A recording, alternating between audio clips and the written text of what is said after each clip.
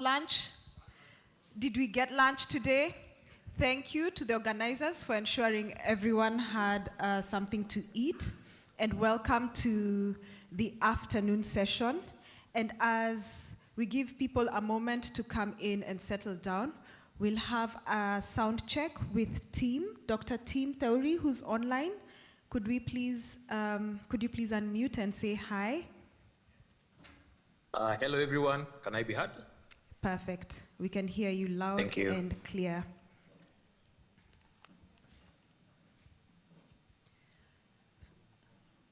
So as we start, allow me to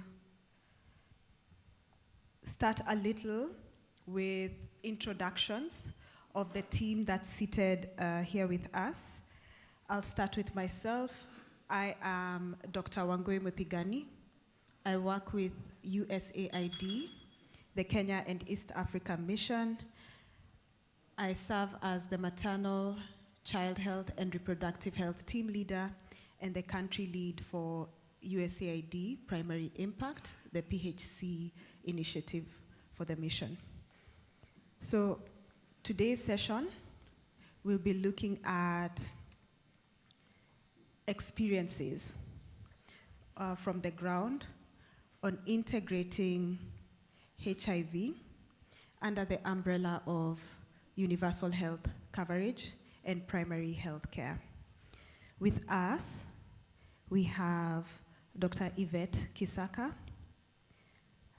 Dr. Nelson, Dr. Ruth, Dr. Tim. Tim is online. And we will be joined by Dr. Jennifer from the CDC. So first, before we go into the questions, please introduce yourselves, what you do, and feel free to blow your trumpet. I'll start with Dr. Yvette. Good afternoon, everyone. As introduced, I'm Dr. Yvette Nafula Kisaka. I'm representing the Ministry of Health, the Division of NCDs and Cancer. I wear many hats, but at the ministry, I am the focal person and technical lead for cardiovascular and sickle cell diseases. And I also lead the team there when it comes to projects and interventions integrating NCD services into HIV. Additionally, I like to call myself as a noisemaker in the literal sense because I do make a lot of noise.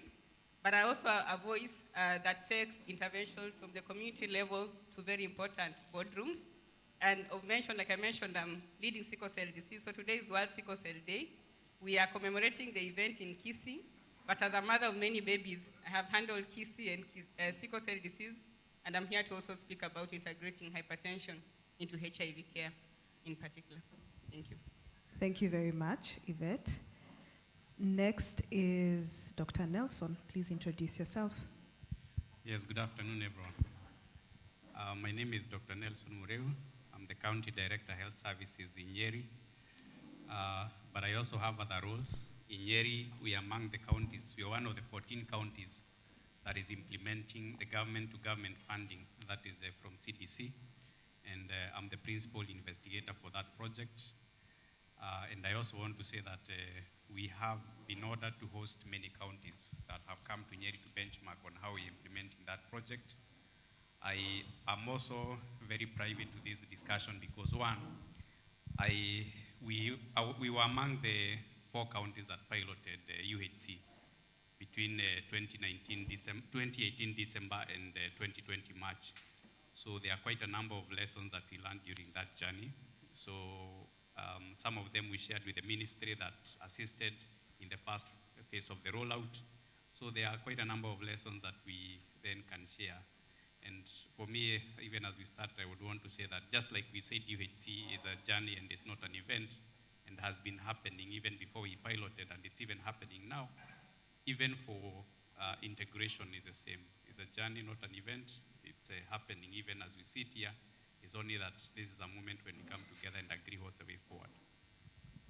Thank you for that introduction. Dr. Ruth, please introduce yourself. My name is Dr. Ruth Kapanga. I'm the County AIDS and STI Coordinator for Kakamega County. And today, I am here to share some of the practices that we have in our counties regarding integration of HIV service delivery.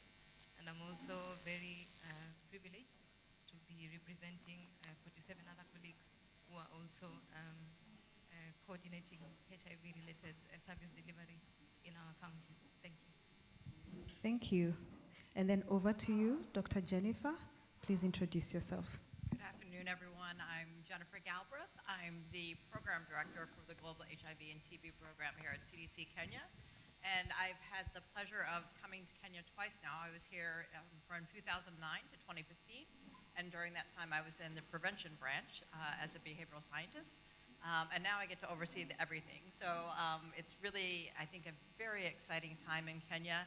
We are very fortunate. I'm representing all of those in PEPFAR as well. And from the PEPFAR perspective, I think we're incredibly fortunate to be here in Kenya when the government of Kenya has put such a commitment into universal health coverage, primary health care, community health promoters. And I think it's made our job much easier as we start to think about integration. And really, now that we are beyond the emergency response of PEPFAR, the President's Emergency Plan for AIDS Relief, the emergency, we've really gone beyond the emergency. We are very close to epidemic control, and you saw the figures before, the 95, 95, 95. And this is really a time where we can be thoughtful about how to make the program more efficient, more impactful for those living with HIV, especially as they start aging and are seeing more non-communicable diseases. And then how do we really make it sustainable so we keep those gains that we've made? And I think we've heard a lot of very exciting ideas already, and look forward to hearing from my very esteemed panel that I'm sitting here with. So thank you. Thank you, Jennifer. And over to you, Dr. Tim Theory. Please introduce yourself.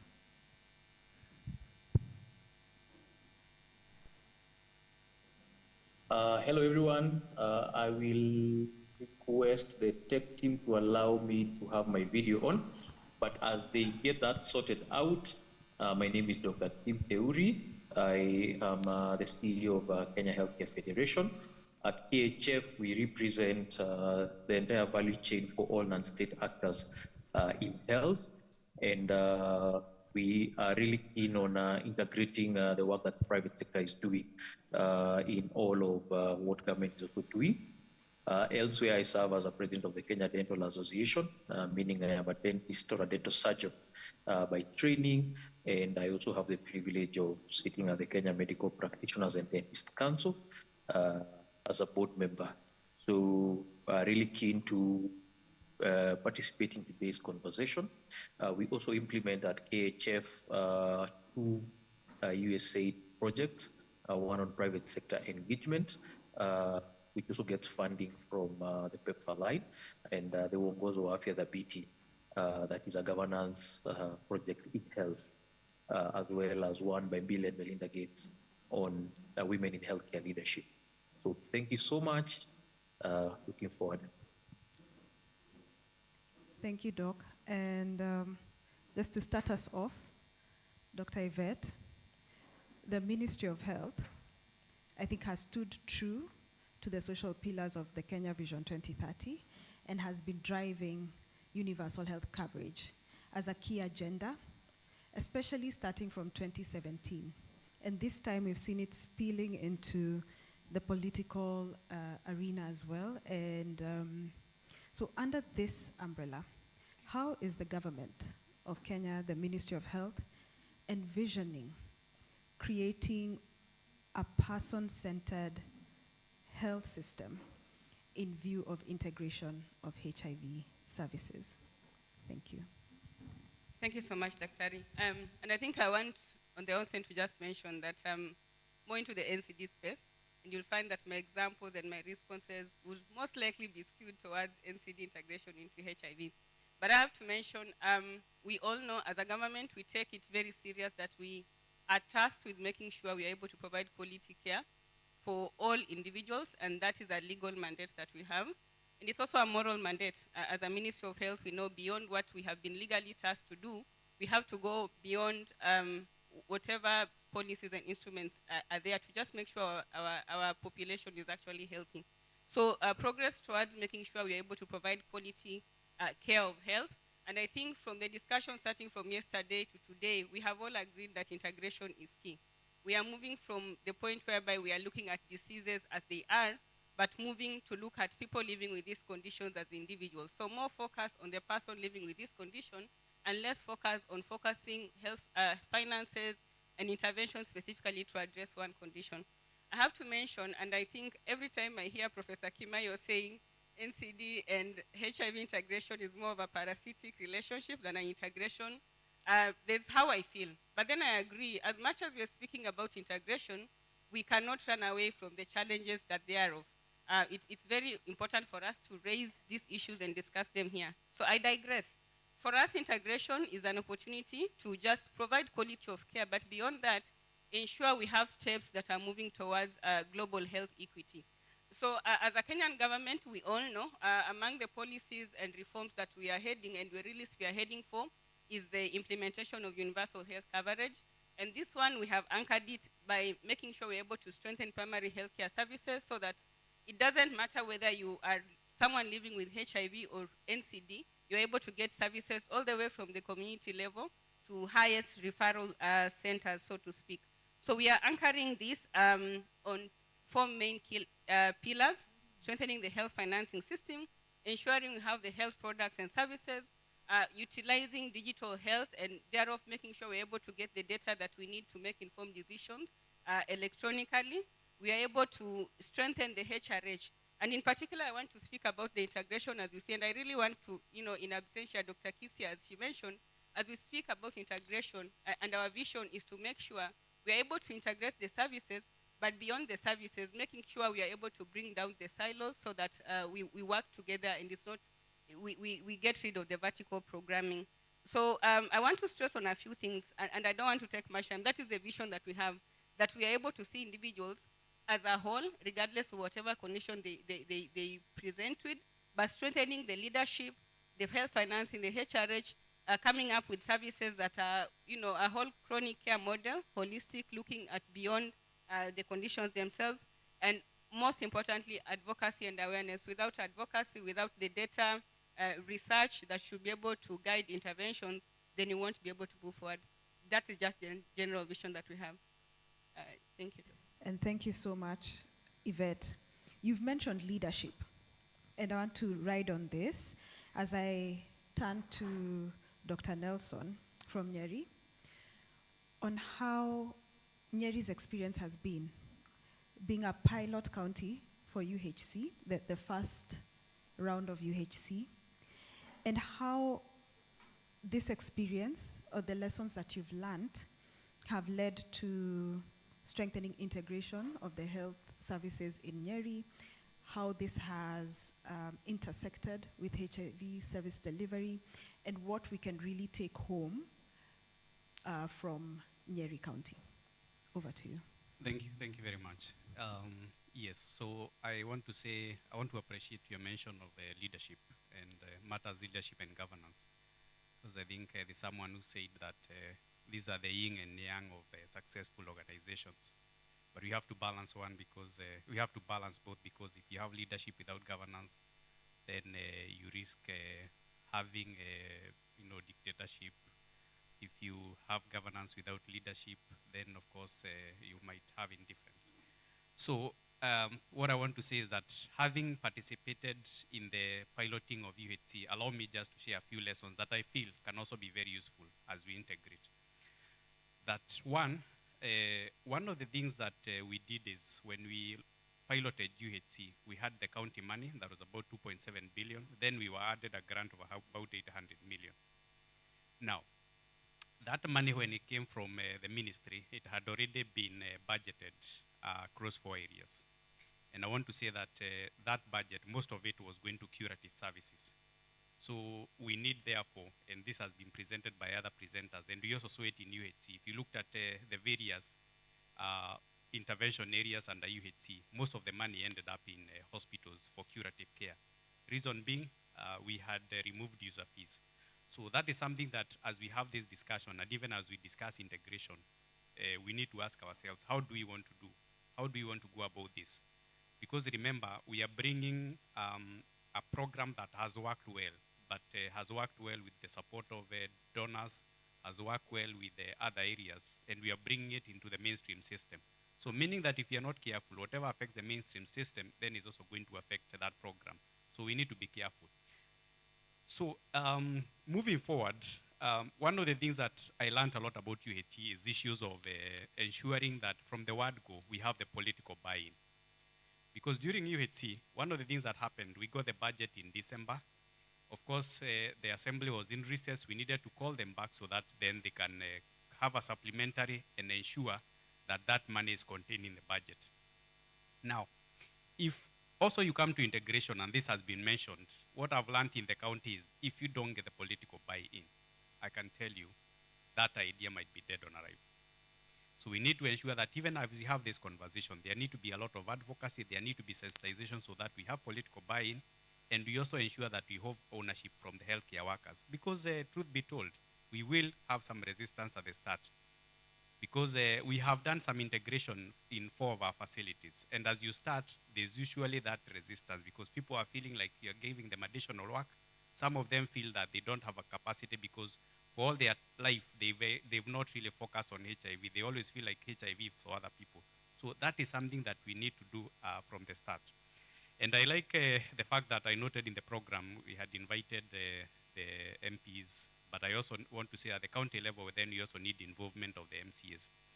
Then the other bit is to ensure that issues of finances. What I learned about during UHC is that one of the biggest challenges in health, and this has been discussed widely, is that we need to ring-fence money that comes into health. Because when it gets to the county revenue fund, then you have a challenge. It can be used for any other purpose. And it is out of the lessons that we learned in UHC that we were able then to come up with a legislation that eventually created a fund in Nyeri. And I want to say that that fund has been very successful. That between the first year, now we are doing the third year, our revenue has increased by 300%. And I also want to say that that has been very, very useful for us because one, now we have predictable flow of funds. So even as we go to this integration, the one thing that we must ensure is, do we have predictable flow of funds? Because some of these things, when they're happening under the program, already there was that predictability.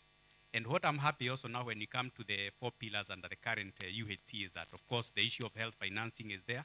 And as you know, we already have the FIF Act.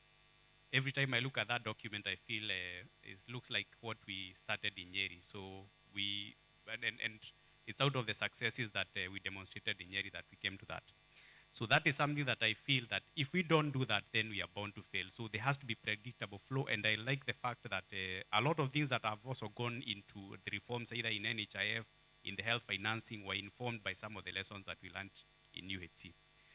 Allow me also to say that these are also combined with the lessons that I've learned in the G2G funding, because when we were doing the application, I want to go just back a bit on the political goodwill and also on financing. When we did the application, one of the requirements was that you needed a commitment letter from His Excellency the Governor confirming that certain things will happen in the course of that journey.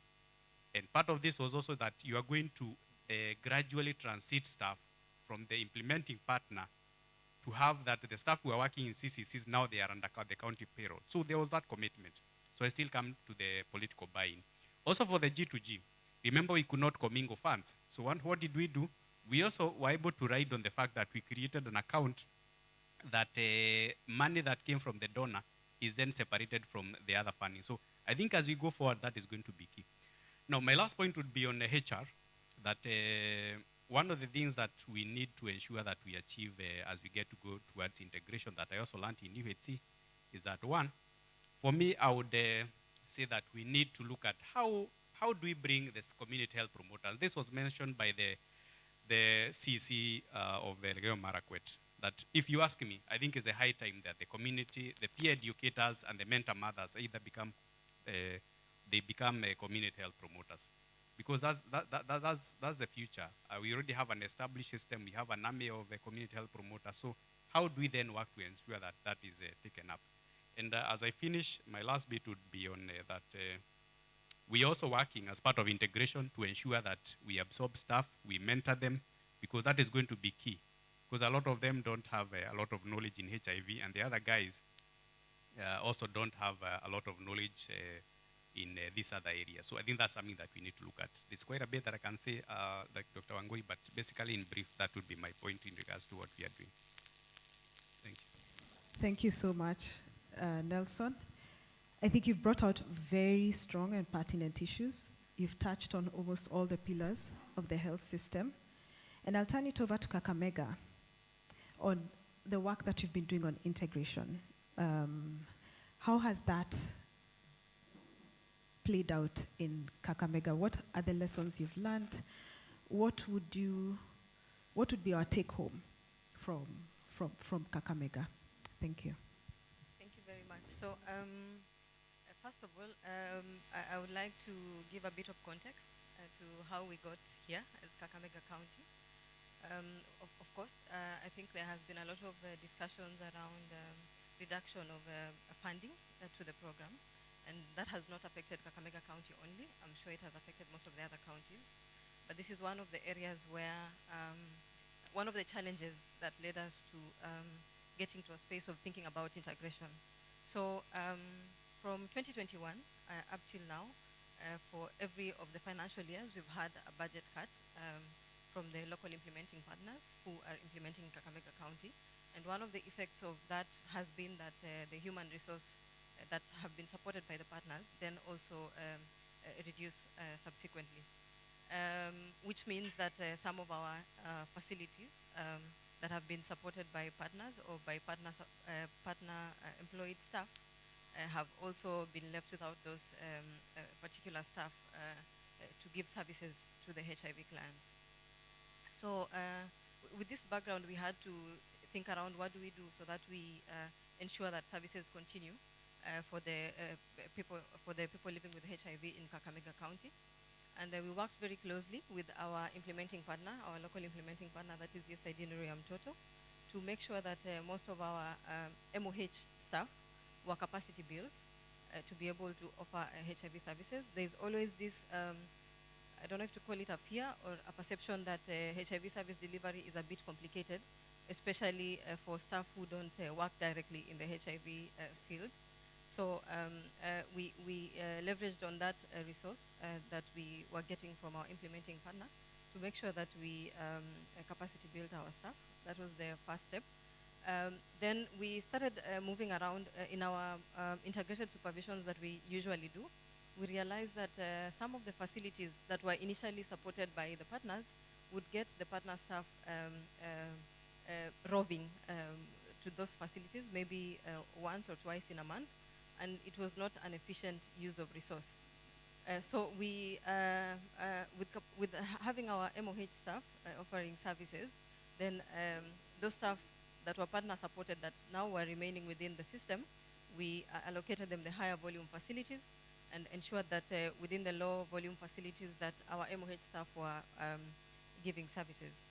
So with that background, I feel like it was a better use of resources, that is of human resource, than compared to initially when we had maybe one staff roving 3 facilities, visiting those facilities twice per month, and us probably not being able to account for what it is that they were doing for the rest of the time. The second thing that we have seen with integration in Kakamega, one of the things we are doing is integrating outpatient department services with CCC, especially in the low volume facilities. So these are facilities that have current on care maybe of around 100 clients, 200 clients, thereabouts. The highest volume facility that has integrated in Kakamega County has around 423 clients. So the integration of OPD and CCC from some of the clients that we've been able to interact with, that is from the community side, they are appreciating the fact that the clients, they're not being seen on a separate side where everybody knows that if you walk through that corner of the facility, you're going to seek for HIV services. So in a way, I would think it has, to some extent, dealt with discrimination that came with seeking services from a particular corner of the health facility. We have also, in one of our facilities,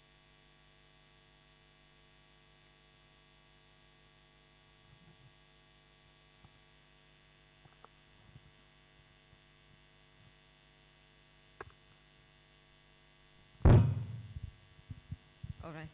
So in one of our facilities, that is Shibwe Sub-County Hospital, we have also used an integrated, the Kenya EMR, expanded Kenya EMR, to integrate service delivery within that particular facility.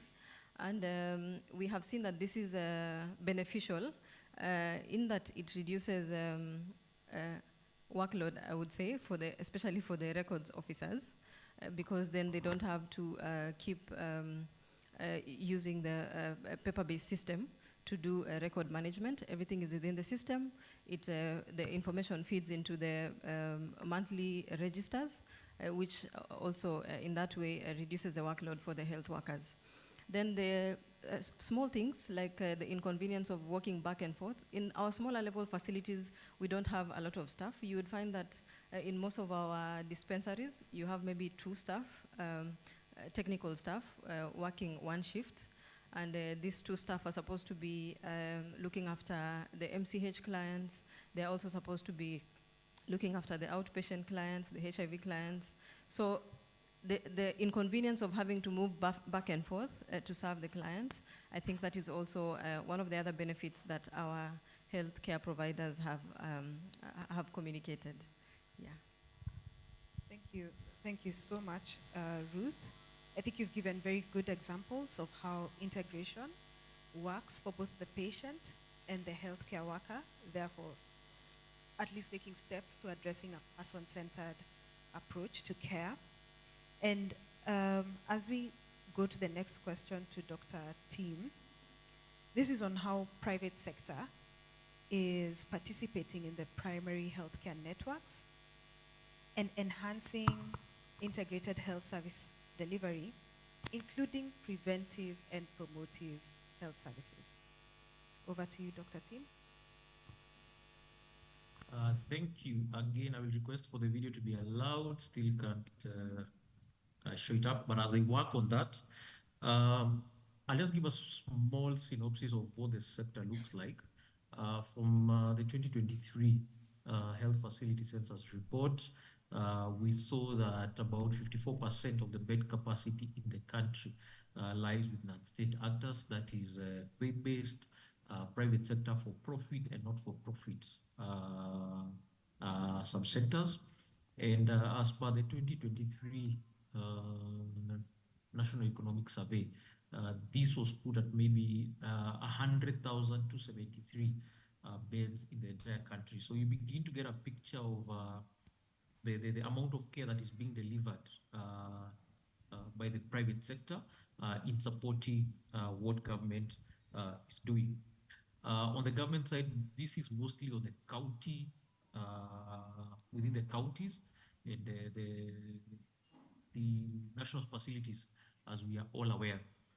When it comes to the private sector, they are all in the PCNs and integrated approach towards healthcare.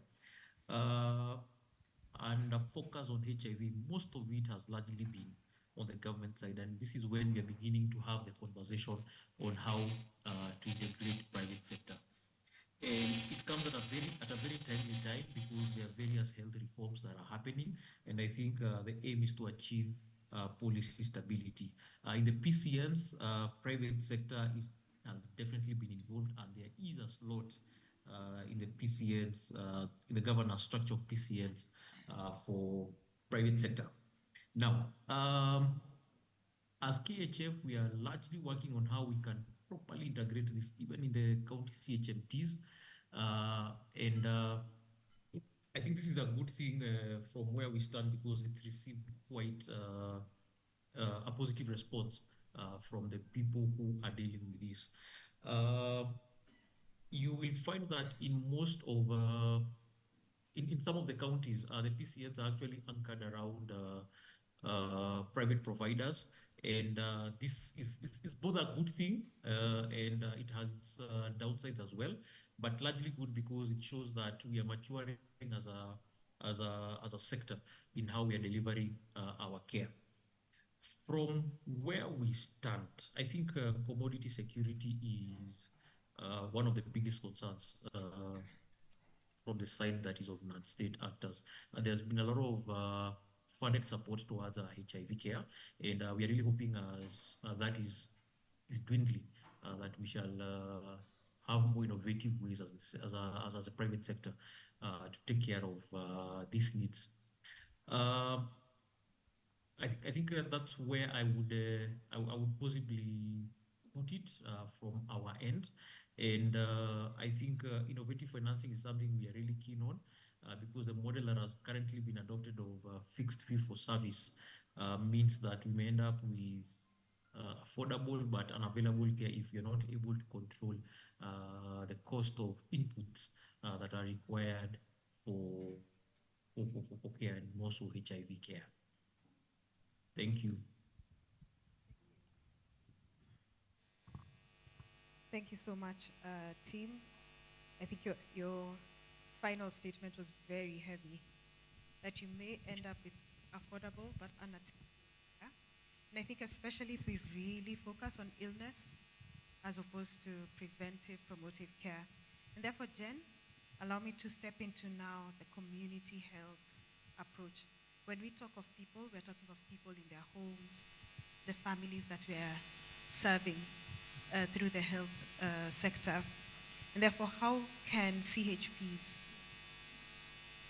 play that vital role of linking health or bringing health to those families within the community setup?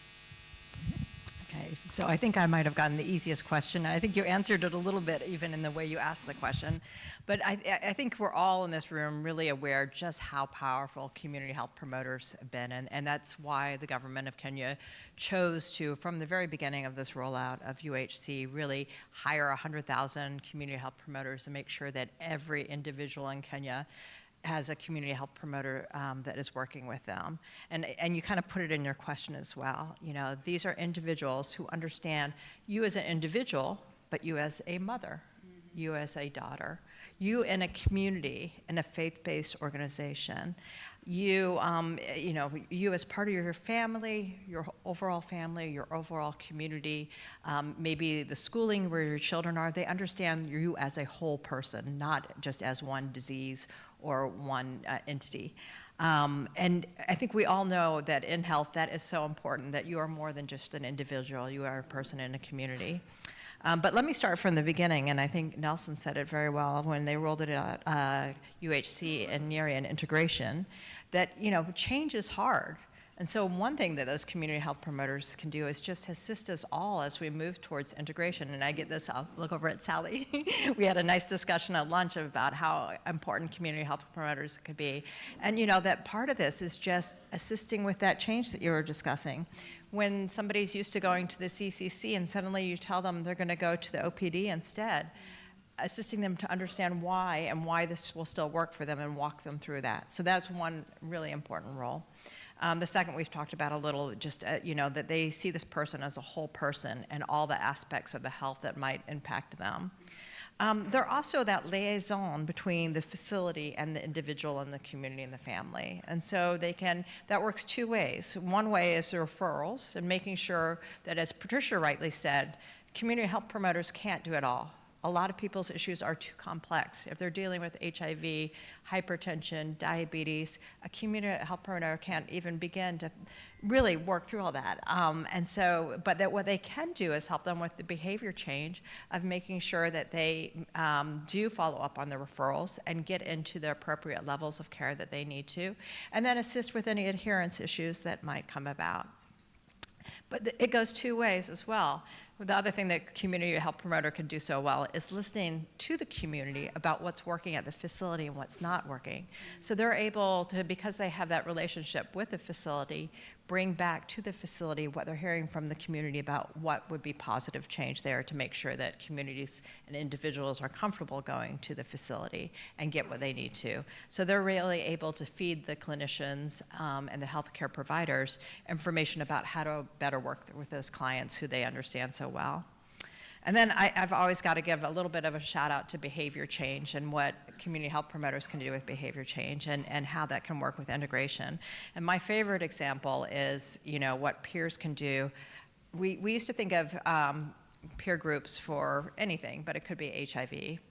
support group sitting under a tree and talking. And we know the value of talking and knowing someone else in the same situation as you. What I'd like to suggest is that instead of sitting under a tree and talking, they could walk and talk. And what we know that physical activity and that interaction, that social interaction is so powerful against many, many different diseases, including hypertension, including mental health, including diabetes. And so I think there's a lot that the community health promoter can do just by being there for the individual and being someone to talk to, but also getting them to do that behavior change of getting some physical activity, maybe better nutrition, and then that just camaraderie of having another individual who cares about you. And I think, I was just reading about longevity and what really predicts a long life, and it's having those social connections. And so what a community health promoter can do just by understanding the community and being there for the individual is really quite powerful in and of itself. And I think you've given a very integrated response, bringing in NCDs, HIV, mental health, and social connections. So I think finally, as we wrap up our session, we've given the what we think. But the question then I'll ask, and this is a little provocative, is what do we fear with integration? Is anyone willing to take that question, or do we leave it to linger in people's minds? So in the same breath, and thank you for asking that question. In the same breath, I want to echo what Professor Kimayo again said. He said, integration is the answer, but we need to plan well. Kenya is known for coming up with very good documents, very good plans. Implementation is the challenge. If we do not plan and implement as we envision, then we might mess up cities that are already working. And for this, I'm referring specifically to the HIV sector. There are things that are working. We are talking about integration in CDs and the likes. We have good documents, but if we are not implementing as we have planned, or we don't plan to implement as we have envisioned, then we are totally bound to fail and will not achieve our constitutional mandate of providing quality care for all the population. Yeah. Yes, just allow me to also add a voice. Now, based on, I still go to the lessons of UHC pilot. Because when we started that journey, I always say that as a director and as a practitioner, that was the best year, in terms of the funding for health, everything was working. But from the word go, we were concerned about sustainability, the fiscal sustainability of such a program. There were many lessons that were learned, and of course we shared. So I think even as we start this journey towards integration, more or less like my colleague has said, those are things that we need to look at. What is it where do we want to go? And what I appreciate about this forum is that many counties have been doing various things in regards to integration. It's been just people have been doing things in their own way. But I think when we come together, then we can agree on a standard format, and that becomes a roadmap for the country. So I think my only concern is whatever we start, are we going to sustain and ensure that we plan it well? I think I'll take it up from where the director has wrapped up. I think in the health space or in the program space, a lot of things have been prescriptive over the years. And my fear from an implementer's perspective is that if we give a very strict guideline on how integration should be done, then we might also end up not appreciating some of the innovations and how teams can be innovative from the facility levels. So when you walk around reading this, if you get some time to look at the posters, you'll realize that there's a lot of innovation that comes from facility level, not even from the managers at the county level. So I think that would be my fear, that we prescribe something and then lock out other very good ideas that can lead to both integration and eventually sustainability. Well, I'll just add a teeny bit, and I think, as I said, spoken, the community health promoters are really powerful. But there are, as someone said, many of the other community peers could be community health promoters, and I think we're increasingly seeing people ask community health promoters to be mentor mothers, to be PLHIV peers and so forth, and more we're asking of community health promoters. And there does risk them just asking them to take on too much too quickly. I think everyone's kind of latched on to the idea of community health promoters because they've seen how powerful they can be and how, I've seen some who are just incredibly good at what they do. And yet at the same time, I think we run in the danger of asking them to do too much for too many people. So I think we do need to balance that a little and make sure they have the proper training and resources to do what they're able to do. Thank you.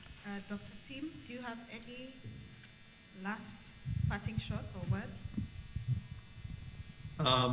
I think mine is to say we need to leverage on each other. There are things that the private sector does a little better, and that is around especially innovative financing.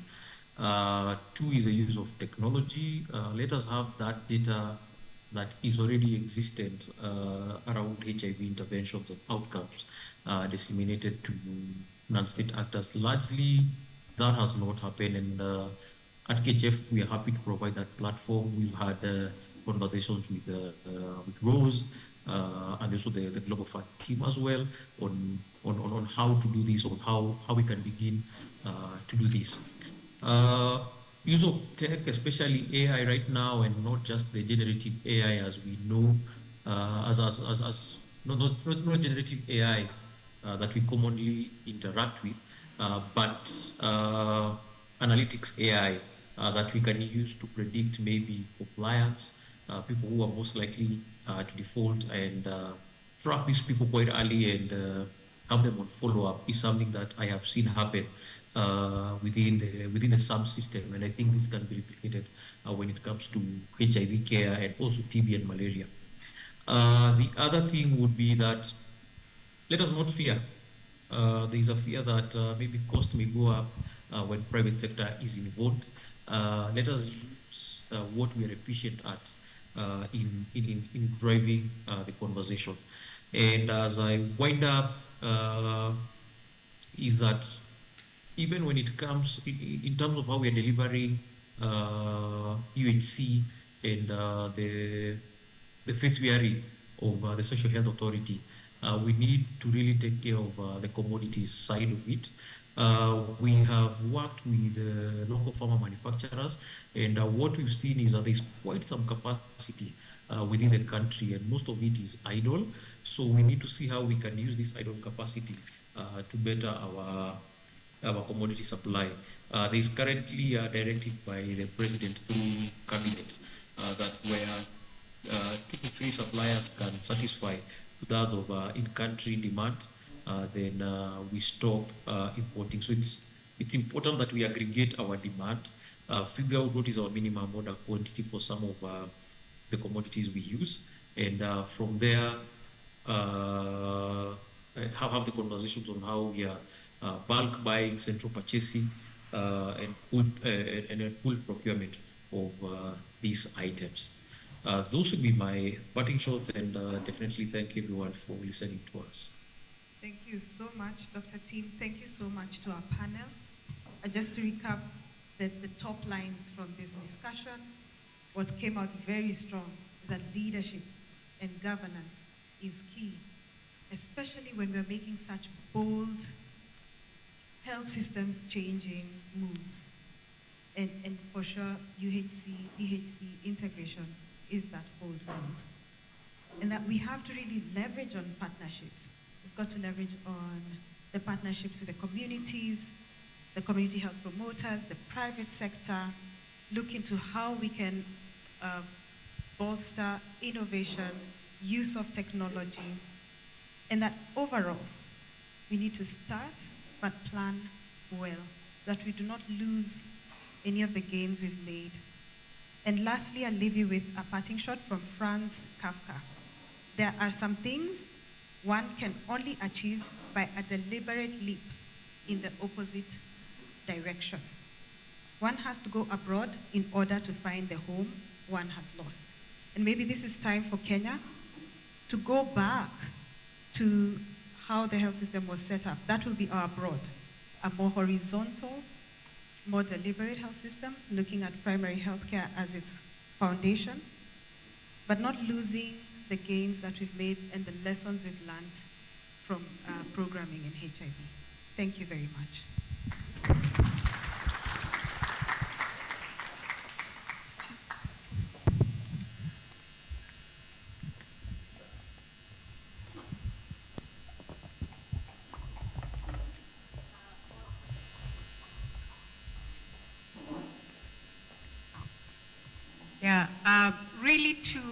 appreciate that team, but not with a dance. Let's clap for them.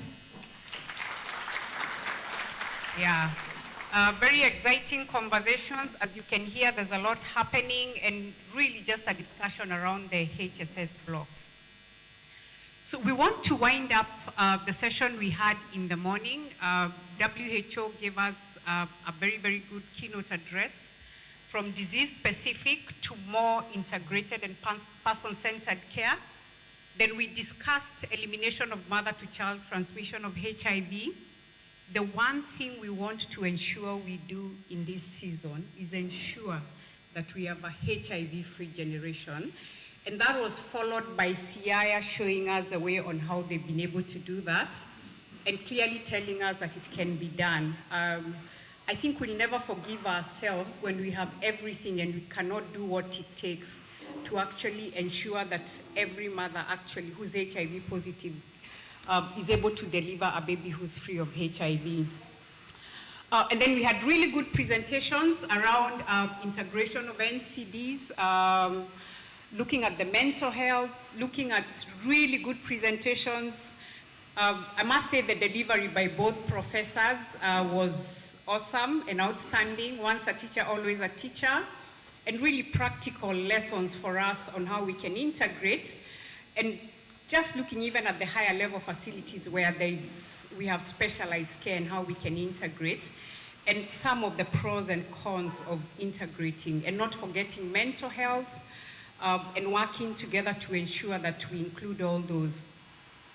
So now, we want to move to the next session. And so we want to ask, to check whether there are any burning questions or comments around the presentations, and then we will wrap up and go to the next session.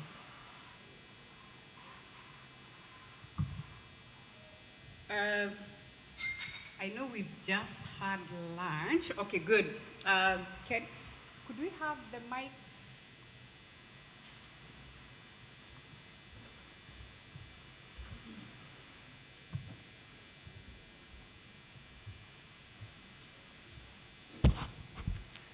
Right, so thank you very much. My name is Kenneth Masamaro from CDC.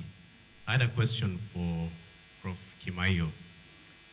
So you gave us a prevalence of about 7% or so in terms of the program data that you had collected for hypertension. And I think you also showed that, you know, for those who are not HIV positive, the prevalence, I think, was much higher at 24%. And, you know, data shows that actually prevalence is probably much higher than that. So I wonder whether you are curious about that. I think, you know, from the PEPFAR side, we're also seeing a lower prevalence of about, you know, 10%. So I wonder where the challenge is, or what your thoughts are on that disparity of prevalence for hypertension. Thanks. So we have another question. Yeah, we'll take about 3 or 4 questions. Yes, good afternoon. My name is Anne Okaro from the Network of HIV Positive Teachers in Kenya. I have 2 questions. One is for Siaya County. I just want to know the methods they have used in not really eradicating, but having fewer teenage pregnancies for school-going girls in Siaya County. Then the next question is for Dr. Jebet.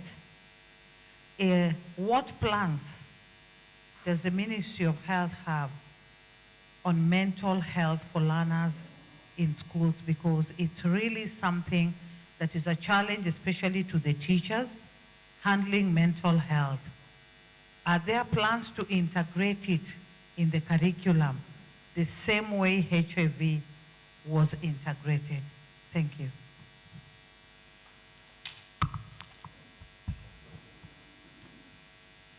Thank you very much. I'm Nicholas Sewe from AMPATH. First, I want to congratulate the presenters. Then I'll give one, just a view. Number one is on when you look at integration, and it came out very well when Prof was talking about capacity building so that we have a team that is able to support both HIV and NCDs, among other diseases. So we have an opportunity to capitalize on capacity building to ensure that the teams that we have are well capable of working. My question is the plans for the Ministry of Health and the streamlined way of capacity building to ensure that all the components that are required are included within the curriculum, and then what are the possibilities of getting opportunities for funding so that, or internal funding, domestic funding, to ensure that these plans are going to be put in place. Thank you.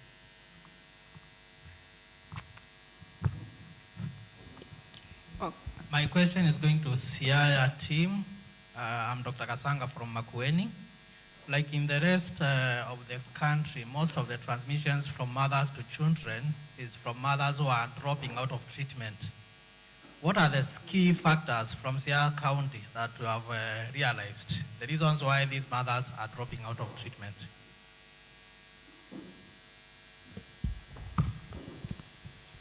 Okay.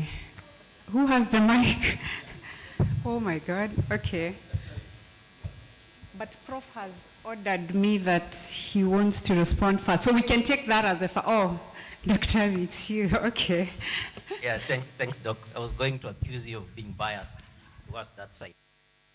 Yeah, my name is Dr. Chris Barasa. I work at AMREF. And thanks so much for the presentations, and thanks, Ongoi, for summing up and bringing in the aspect of governance, because I think that's a very critical component in as far as the success of all this concerned. But as I was listening to the two profs in the morning, I just wanted to probably get their view in relation to what exactly would be the key critical things that we must do differently for us to get this right. Because this discussion has been going on for the last 15 years or so in relation to HIV and integration into other services. But what's the critical factor that we must consider for us to get this right this time round? And then secondly, just probably for Prof. Kimayo to just guide in relation to what does it cost? Just putting our dollar value to it. All the work that he has done, have we thought about what does it cost to get the results that we have? And if we are to replicate it elsewhere, what would that really cost in dollar value? Thanks. Okay.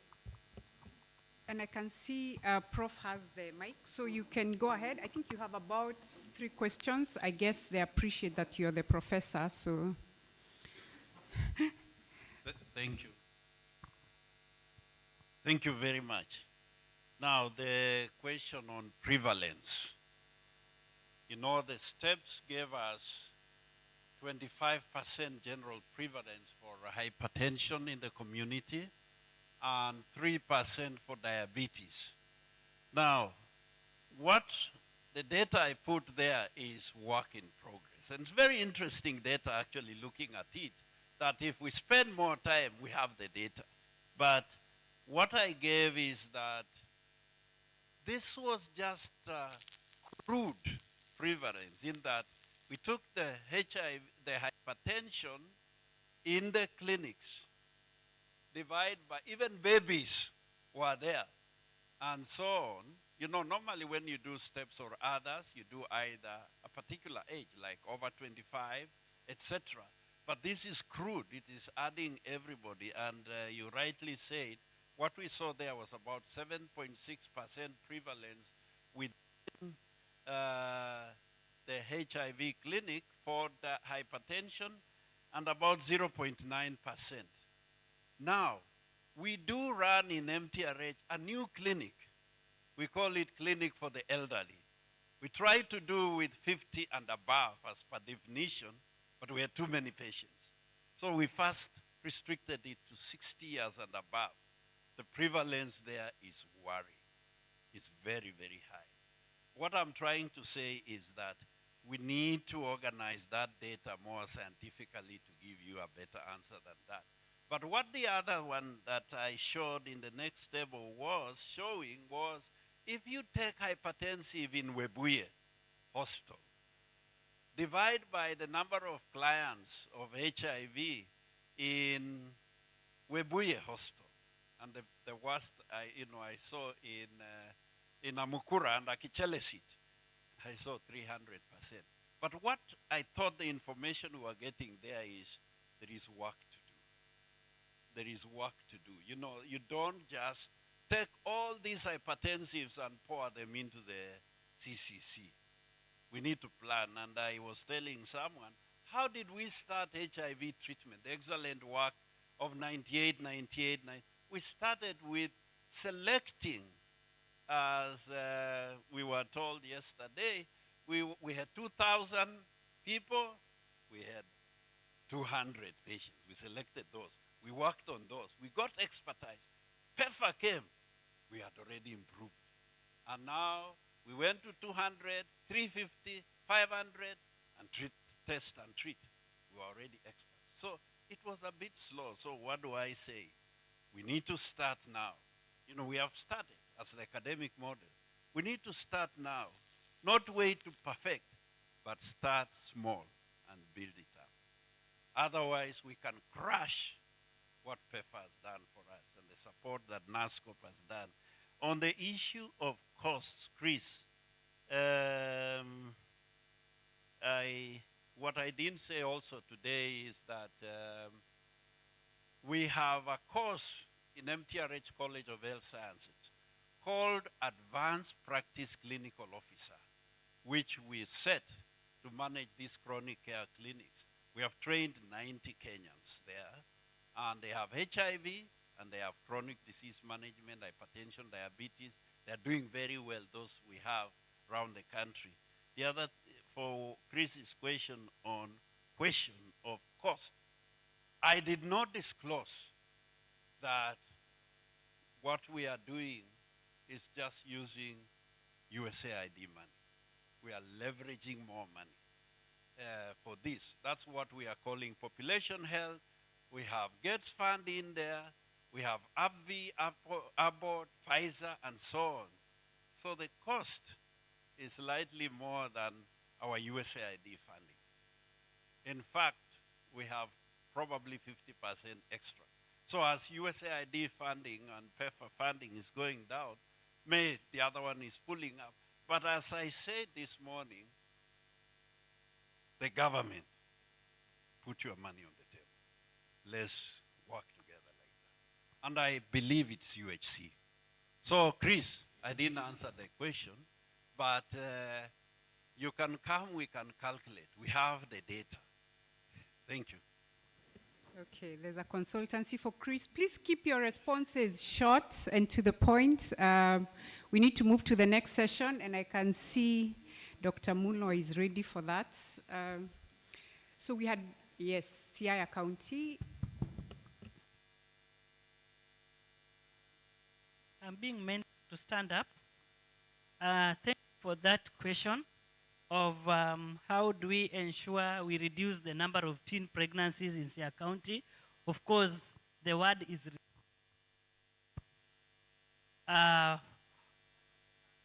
quite a number of interventions are in place, but we are really working with the DREAMS program, just to ensure that we empower the girls, we reduce the number of pregnancies. Also work with the other departments, the education department, so that they are also aware of what they can do as part of life skills and other supports. Then the other question that we were given as Siaya County again is in our taskbar,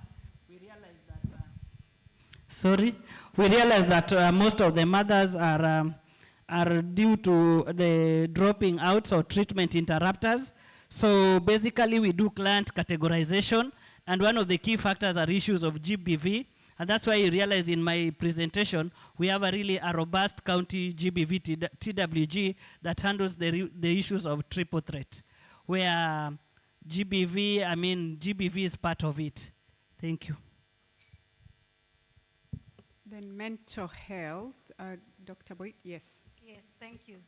There was a question raised or a comment concerning school mental health, and I want to confirm that in the Division of Mental Health, yes, we do have school mental health program, where actually a TWG was held in April concerning specifically school mental health. The division has responded by already beginning our plans for development of guidelines for school mental health. And just this month, the Kenya Board of Mental Health tasked us to also consider the teachers' mental health, because why work on the school children and you have not also taken care of the teachers' mental health? I think that should be that. And then also one of the plans we have for the year is awareness of mental health within the schools. So we have a schedule for that. Thank you. And then we have Prof. Please go ahead. I requested to respond also on the question of chronic care. And to say in the Department of Pediatrics, we have residents who've been now looking at children with chronic diseases and doing their dissertation based on different counties. And I think one of the studies that was I think an eye-opener was the issue of children with sickle cell disease. And study in Webuye found that the children were doing well, being followed up in the pediatric services. But as soon as they transitioned into the adult services, half of them were dead within a year. So I think the pediatric services run very differently from adult services. You remember there we were literally mothering these children. But the adult services expect that you can take care of yourself. So I think the discussion that hasn't been at this table is the adolescents. When do they transition? Pediatric services go until 13 years in Kenya, but for the children with chronic illness, you need to take care of them until they're about 24. There's the same experience with our colleagues who do diabetes. And again, now we have a number of pediatricians who are trained in diabetes, so there's improved care of those kids, but they retain them in the services all the way until about into their early 20s before transitioning them out. So that's a conversation you need to have here. The other is your results on the HIV population having lower hypertension. There's new developments in mental health. I'm not a mental health expert, but I do read around. There's a concept of, there was first of all the concept of adverse childhood experiences in driving the epidemic of adult mental health problems. And based on this, people have gone back and identified things, what they call trauma-focused cognitive behavioral therapy as an intervention. And there have been randomized trials done even in children and adults that show that they're as effective as giving antidepressants. And this also work out of the Congo, where you had that terrible problems of gender-based violence against women, that trauma-focused cognitive behavioral therapy, even if the sessions were about like 2 to 4 sessions, were associated with mental wellness 2 years down the line. And again, they compared those who got the cognitive behavioral therapy versus those who did not. So I think there are new things on the block, so to say, in terms of, and maybe your patients who are benefiting. The average patient who comes to a CCC is cancelled. They talk to everybody, so maybe this is what you're seeing as the reduced stress. Yeah, thank you. Okay, allow us to wind up. If you have any burning questions, please look for the presenters during tea break. And for the data issue, actually Prof from the Africa study of DOD that's doing a longitudinal study, we have 31% hypertension. So I guess we need to it's not possible that we have done very, very good documentation for one disease, yet it's the same patient, and then we don't have data for the other chronic diseases. Lily is going to be taking us through data integration. And really also when we see them in the clinic, you actually have all the information for HIV, but no one is documenting their hypertension follow-up. And we are sending them to a different clinic. And I think it's worse in hospitals like Kenyatta because they have 2 files and you really can't integrate the data. So those are conversations we need to have and discuss how we holistically manage our patients with one data source where you have all the information for one patient. HRH is a major one. It's coming up as a theme from training of the healthcare workers. But I'm also reminded in medical school, we learned many diseases. We just didn't learn about HIV, especially for some of us who have just managed one disease for years. I'm not sure we are going back to a hotel-based training to remind people how to manage some of these diseases, but we could see how we do in service training and updates, and also use the online platforms to ensure that our healthcare workers are capacity build on integration. But HRH is a major issue. It's going to be discussed tomorrow. And so let's hear. But also the people we are also going to burden probably with patient ratio is our healthcare workers. So how do we navigate some of those challenges? There are a lot of people doing costing studies. The one thing government will ask us, what's the cost of integration as you transition these programs? And so we must work together as partners to make sure that we have the costing. As I conclude, very good conversations, but what's encouraging for me is that we are leading from the front. So when we go back to our counties and facilities, we are going to lead the change. Let's do this. Thank you.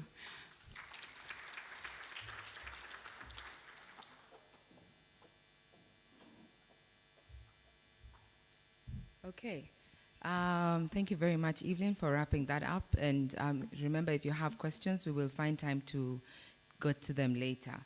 So we are finally coming to the session that's supposed to follow our lunch break. The good news is we will finish everything today because we have until 5 p.m. We are left with the commodity security team to come up and do their presentation. But before that, I want Dawn Justice. Let's give us, we have to appreciate the morning team. We have done a lot in the morning. We have launched documents, we have caught up with the keynote, and we still managed to squeeze in all presentations. I think we have done well, and the presenters have also done well. So, Justo, let's have an appreciation, please. We want to do it because of time. We want to do the simplest of them all. We remember the Nyayo era Makofi? We remember it. So let's do it the Nyayo era Makofi. 1, 2, 3, karibu. Asanti. Good, good. Now we want to go back to our system that we did in the morning. Sawa sawa. So we do the, when I say the Nyayo era, we do the Nyayo era. When I say the Bubu Nyayo era, we do the Nyayo while abstaining. Again? Yes. Mara ya mwisho. Wow, Aya, asante sana. Asante. Bubu style. Bubu tena. Bubu ya mwisho. Asante sana. Okay. Oh, wananikumbusha sijafunga. So wacha tuanze alafu tufunge. Asante sana. Asante. Bubu. Bubu. Funga. Good. Asante sana. Okay. Thank you. So I'll just ask Evans to come up. Dr. Mbuki.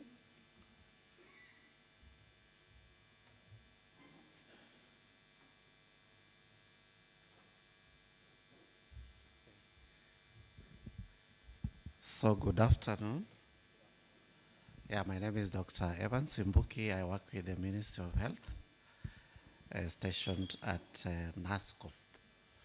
So I'll take you through the commodity updates, and then I'm aware after this we will have some plenary.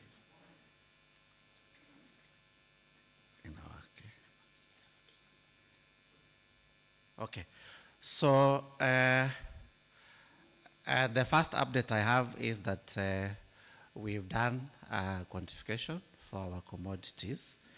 So this slide just shows our supply plan for 2024-2025, which starts in July. What I would like you to pick from this is the fact that in terms of requirements, we need around 220 million US dollars. So we've apportioned that to the available funding. So key is to note the government funding. That's the counterpart, and the government, the one from Ministry of Health. We projected to get 3.1 and 3.2 billion Kenya shillings respectively. But you can see from the last column, the issues around the gap. So that shows you 78 million US dollars. We are already starting with a gap. So in terms of what we are saying is funding, because I've had many people talking about commodity security. Funding is a key determinant. So based on our forecasts, we need around 227 million US dollars annually for the next 3 years. That means even on the supply plan that I've shown you, in case there are any shifts, assuming, for example, we after July, we don't have the full allocation from the ministry and from counterpart funding, there'll be issues.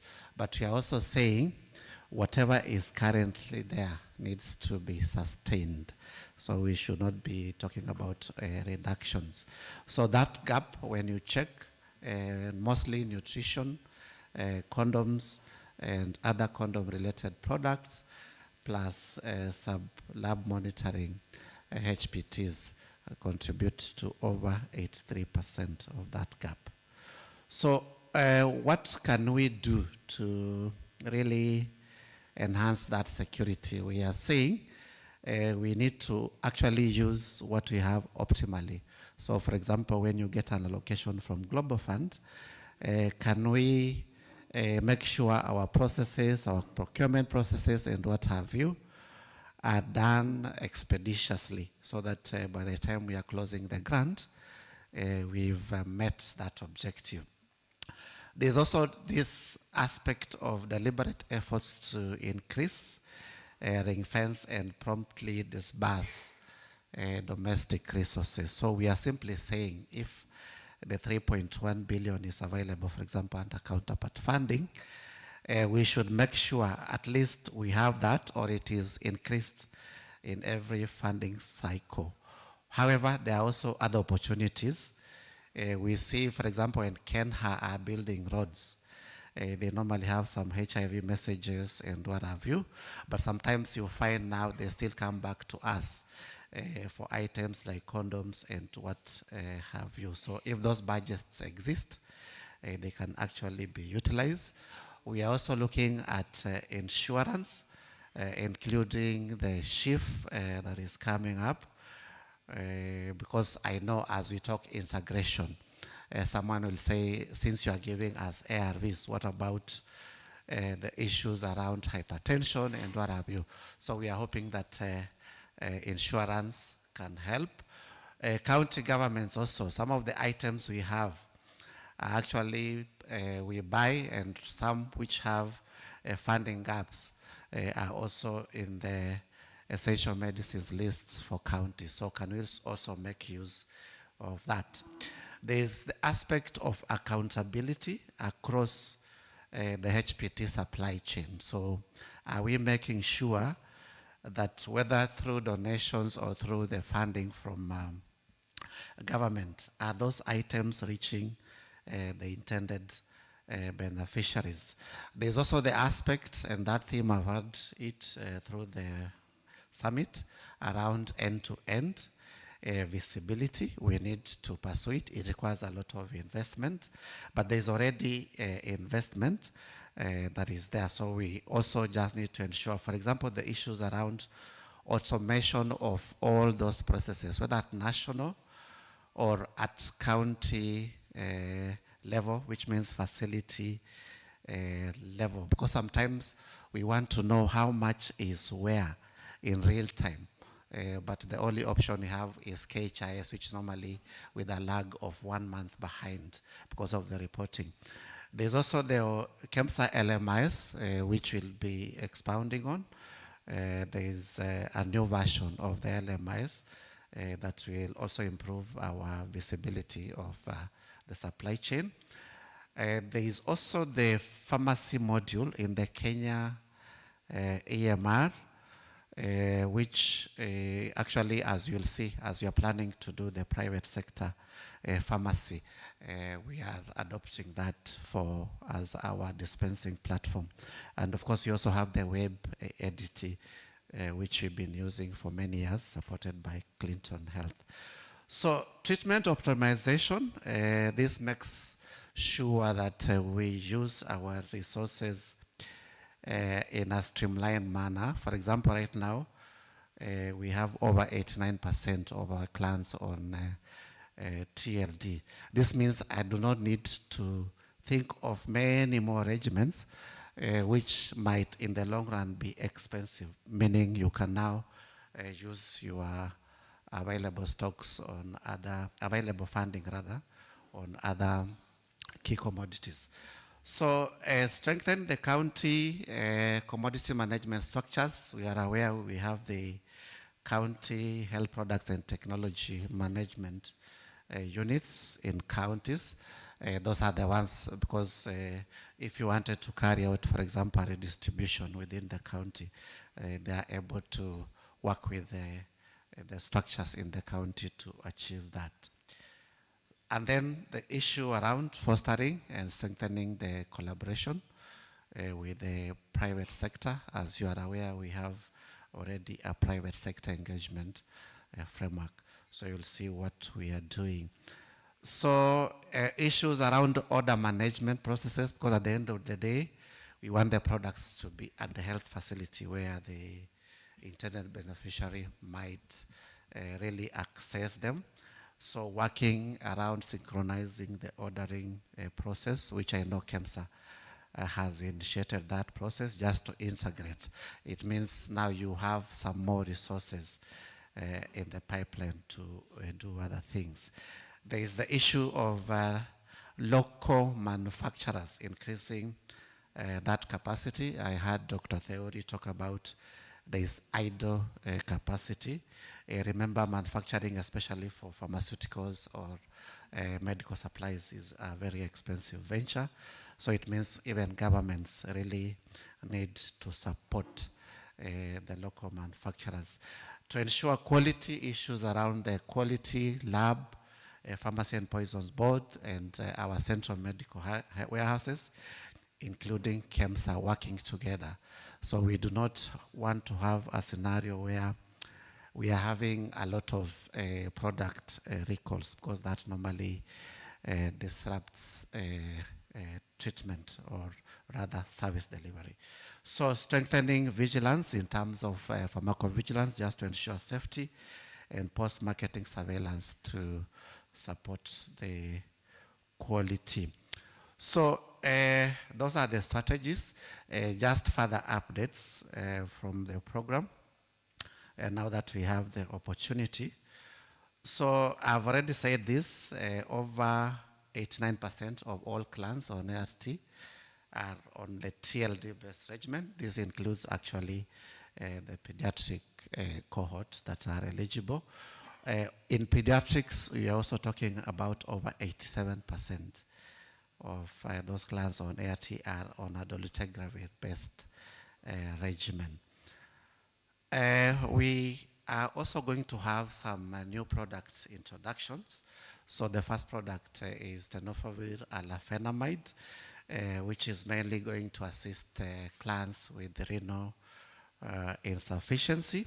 So this one, second half of 2024, which starts in July. We actually also have plans to introduce the pediatric, okay, I thought I had 30 minutes, but it's okay. The pediatric ABC 3TC dolutegravir, the fixed dose combination. We've prioritized it for procurement. We've actually just initiated the Global Fund procurement. Key in AHD, the amphotericin, the liposomal one, and the flucytosine, second half. We also, for prevention, cabotegravir in the next financial year. This one, we've already mentioned the RTKs for the new test algorithm. It was mentioned.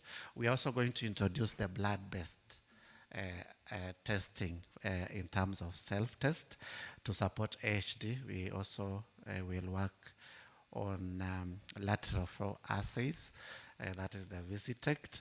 And then key for ANC, we are working to have hepatitis B screening beginning this financial year. So one other thing we've introduced, which we will be launching this year, is the decentralized dispensing of ARVs in private pharmacies as one way of operationalizing the private sector engagement framework.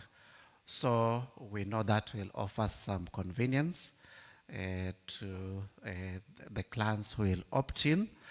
And then so those recipients of care are expected to pick medicines at their convenience from pharmacies that they will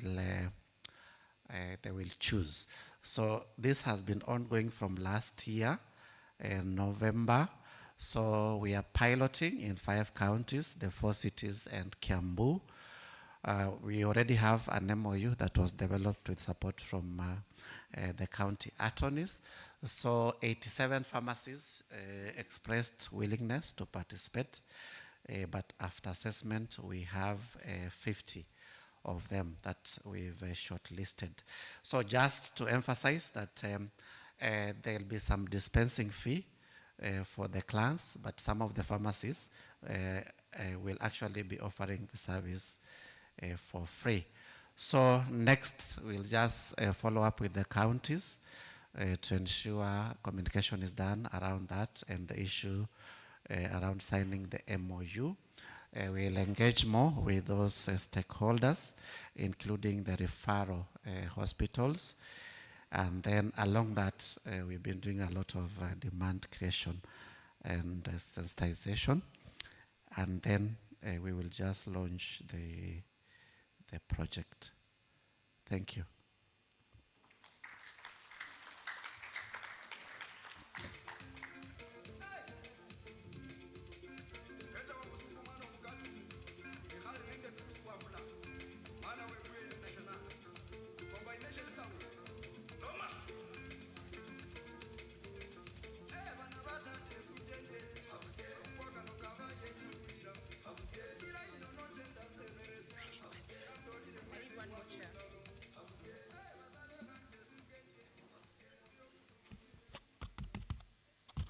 Good afternoon, everyone. Thank you, Dr. Imbuki, for your presentation and setting the stage for us to discuss this important and always very emotive topic. When you don't have commodities, nobody wants to hear your explanation. It's life and death sometimes. From today's morning's reflections, I think when Professor Kimayo was talking about revolving pharmacies and the difference of what it meant for districts that were bordering Ampath then, like Koibatek when I was there, it actually makes people go to other districts because that's where they feel services are there. So it's really important for us as we get into integration, ensure that our reflections for commodity security is a joint effort between the national government, county governments, and the donors that currently are funding the program. I didn't introduce. So my name is Dr. Valerio Bare. I have worked in the HIV program, I think, across facility level, at national level program, and I'm currently seated at PEPFAR program. So it's really an honor to be with us here this afternoon to see how, as we move forward in our thoughts for integration, how we create spaces that allows for funding, but also allows for human capacity to manage these products, both across HIV space, but also building the health systems, knowing that it's the same resources that you will utilize in managing other comorbidities. I have the honor of holding a discussion with 6, I don't know, I can't call them officers, eminent persons. They have done this journey for commodity security, both at distribution level, policy level, global advocacy level, and it will really be good to hear their insights for us as we move forward. What do we need to change? It might not be business as it used to be, but what do we need to do better as we move forward? So kindly allow me to introduce, as they come to stage, Dr. Andrew Mulwa, the CEO for KEMSA. KEMSA is our national medical distribution agency. Our second panelist is Davis Karambi, seasoned supply chain. He has diversified his portfolio, no longer only for HIV, but for special infectious diseases. Karibu sana from Chai. Dr. Rumunyu, Director of Health Programs at CHAC. He represents the voice of the FBOs. It will really be important to understand how FBOs have managed to fund their health product cycles and what leverage or advantages they come with in this space as we offer integration of HIV. I would want to introduce a county representative, Dr. Hilary Kagwa, the county director of Kiambu.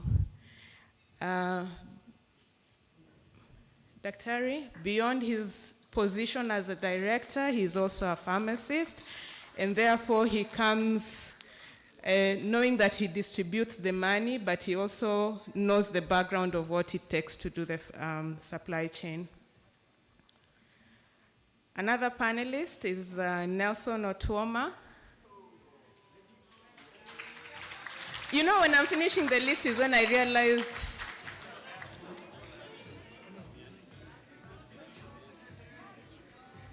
imagine. Ladies, I will take the blame for this. I do not know how I didn't realize this. And lastly, I would like to invite Brian Retman, the PEPFAR coordinator.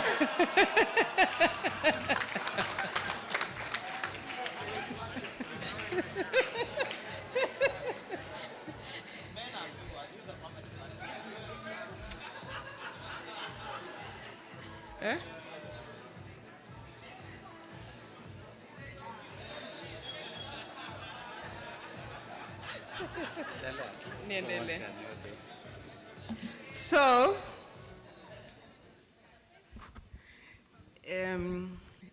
the last time there was such a panel, there was a walkout. So I've been told I'm here.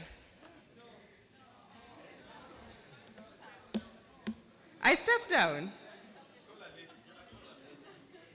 I would want to then call the CEC of Homa Bay. So, for ladies,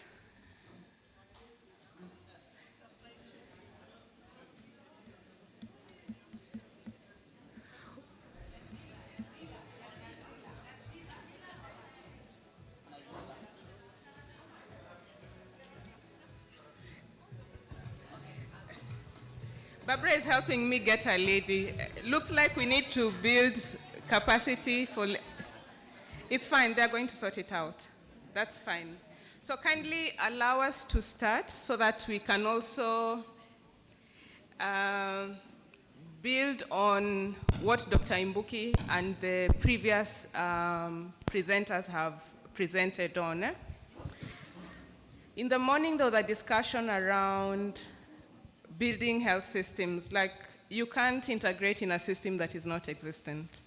One of your critical things to think around as you think of commodities as a building block, to realize even with that one single building block, the 6 elements of the WHO building block still applies to the commodity security cycle. So we talked about HR, human resource, and all that.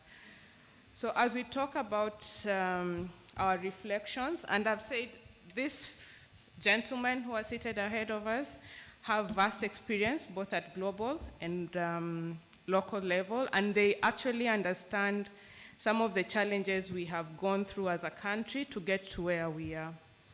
My first question will go to Davis. In your reflections, what do you see as key challenges and barriers to achieving sustainable HIV commodity, particularly in our resource limited settings in the context of integration?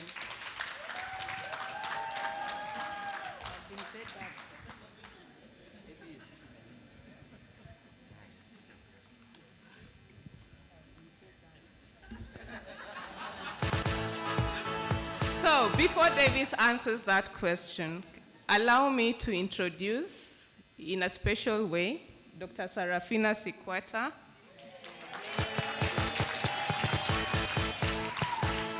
Dr. Sarafina Sikwata is a pharmacist by profession. We've talked with her, Mbali. We were trained together in some school somewhere. So it is an honor to see that she's grown. She's worked at the county level. Right now she's at NASCOP. So her insights of what it takes to manage commodities and just have reports on time and what it means to the national level would also be very, very insightful in reflecting as a county or at service delivery level what needs to be done. Karibu, Dr. Sikwata. Okay. So I have a bigger panel, and Barbara is going to look at me in terms of time, so I'm going to try and keep it short. So my panelists, we have the assignment to start. So Davis, the question to you was, what are the key challenges and barriers to achieving sustainable HIV commodity security in resource-limited areas? Yeah. Thank you, Dr. Valerie. If we were answering this question 18 years ago, it would be a very different question. In terms of the challenges you're facing, because I'm tempted to explain to the gains we've made, but since the question relates to the challenges, one of the things that has been at the back of my mind and which the program and the country has tried to respond to is funding. And when I say funding, I'm thinking about alternative versions for it. In our HIV programming, one of the most disturbing things from where I sit, and especially when you've had disruptions, even when there is money, it's what we call a private sector alternative. Dr. Imbuki has alluded to some of those points around what to consider, especially when you're looking at the challenges that we are currently facing. I could frame it still as a challenge, because HIV, in our major strategic program, it is the only one condition that it is a major disruption that touches on public sector today. You probably completely will not have a private sector alternative. That 89% of people on TLD, if there was no PEPFAR, Global Fund, GOK, that mechanism, you cannot walk to a private pharmacy. If you go to Nairobi Hospital, MP Shah, for what is procured using private means, you cannot deal with that group. And that, for me, I always think that it may not be explicit as a problem, but it is something that we need to think about how to deal with that as a private sector alternative that exists around that funding and financing. Point number 2 around it is the issue that would call end-to-end visibility, and I think Dr. Imbuki has spoken to it. From where we sit as a program, we are always quantifying and thinking about demand and what is required by close to 1.4 people would require these products. But that is on the demand side. if there is industry on the other side, they are thinking about supply. So at any given time, if you have a major shift on anything from the demand side and the industry is not aware, then you have a problem.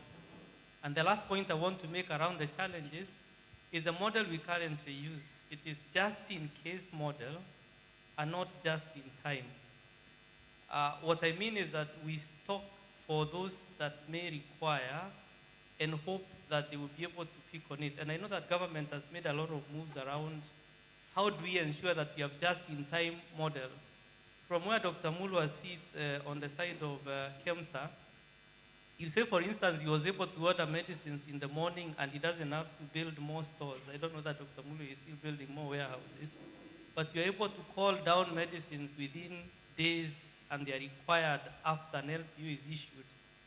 That can help us be able to deal and make sure that we leverage on that system. Of course, it has been said, a lot of investment needs to be made, and that is a challenge that we need to surmount. Thank you very much, Davis. Just to hear the reflections from Dr. Kagwa and Sarafina, from a service delivery point of view, in the wake of increasing comorbidities among the PLHIV, as yesterday's reflections from Patricia, beyond the HIV commodity security, when they come to facility, they see themselves as a wholesome.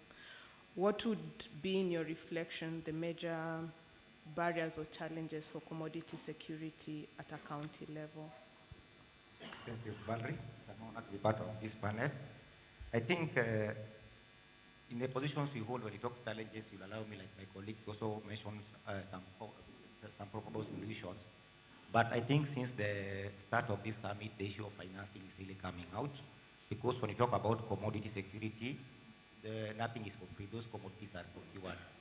And we all know since Kenya was classified from a low to a middle income, we are all talking about the journey to self-reliance. So it's high time we start having the hard conversation of allocation of funds together for this commodity, either at the national level, at the MOH, Treasury, and also at the county. Because I'm sure most of us have just completed our CIDP, and I really want to challenge us how many allocated funds in the CIDP for the commodities. We are glad for the CDC USAID support through implementing partners. They are mostly the capacity building and trainings. But now the issue of commodity, we need to have a fund for that. And I agree with the CEC from Kisumu. Professor, UH is the way to go. So we need to enroll all those people into SHIP and UHC and all kind of insurance into a cover that accommodates such products. Because sooner or later we are going to have this hard conversation. The other challenges, maybe I can just mention because of time has been to the issue of forecasting, quantification, timely ordering and delivery, issues to do with the field rate at KEMSA. At least now we are glad the field rate has a bit come up from around 39 to 70 something. Yeah, and now the issue of the infrastructure, the storage logistics at the counties in terms of the distribution, the support, and of course the other also elephant in the room, the HRH. Do we have pharmaceutical personnel in the lower facilities in level 2 and level 3s? So because that one will also ensure commodity security. I just want to mention all this depends on leadership and governance. And we are glad with the direction we have been given by MOH of establishing the HPTU unit. At least most of the counties now we have that unit, the Health Products and Technologies unit, which help us to really monitor and evaluate how we use the commodities. And we have cascaded it to the counties or sub-counties where we have the sub-county commodity security TWGs. And I think that's the way forward as we take up the issue of commodities. Thank you. Serafina, please go ahead.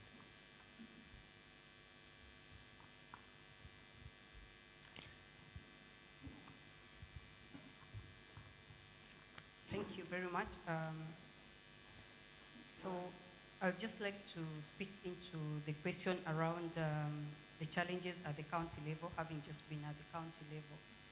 I think with having had HIV around for a long time now, and we have people who are now aging with HIV, and they have several other diseases or comorbidities.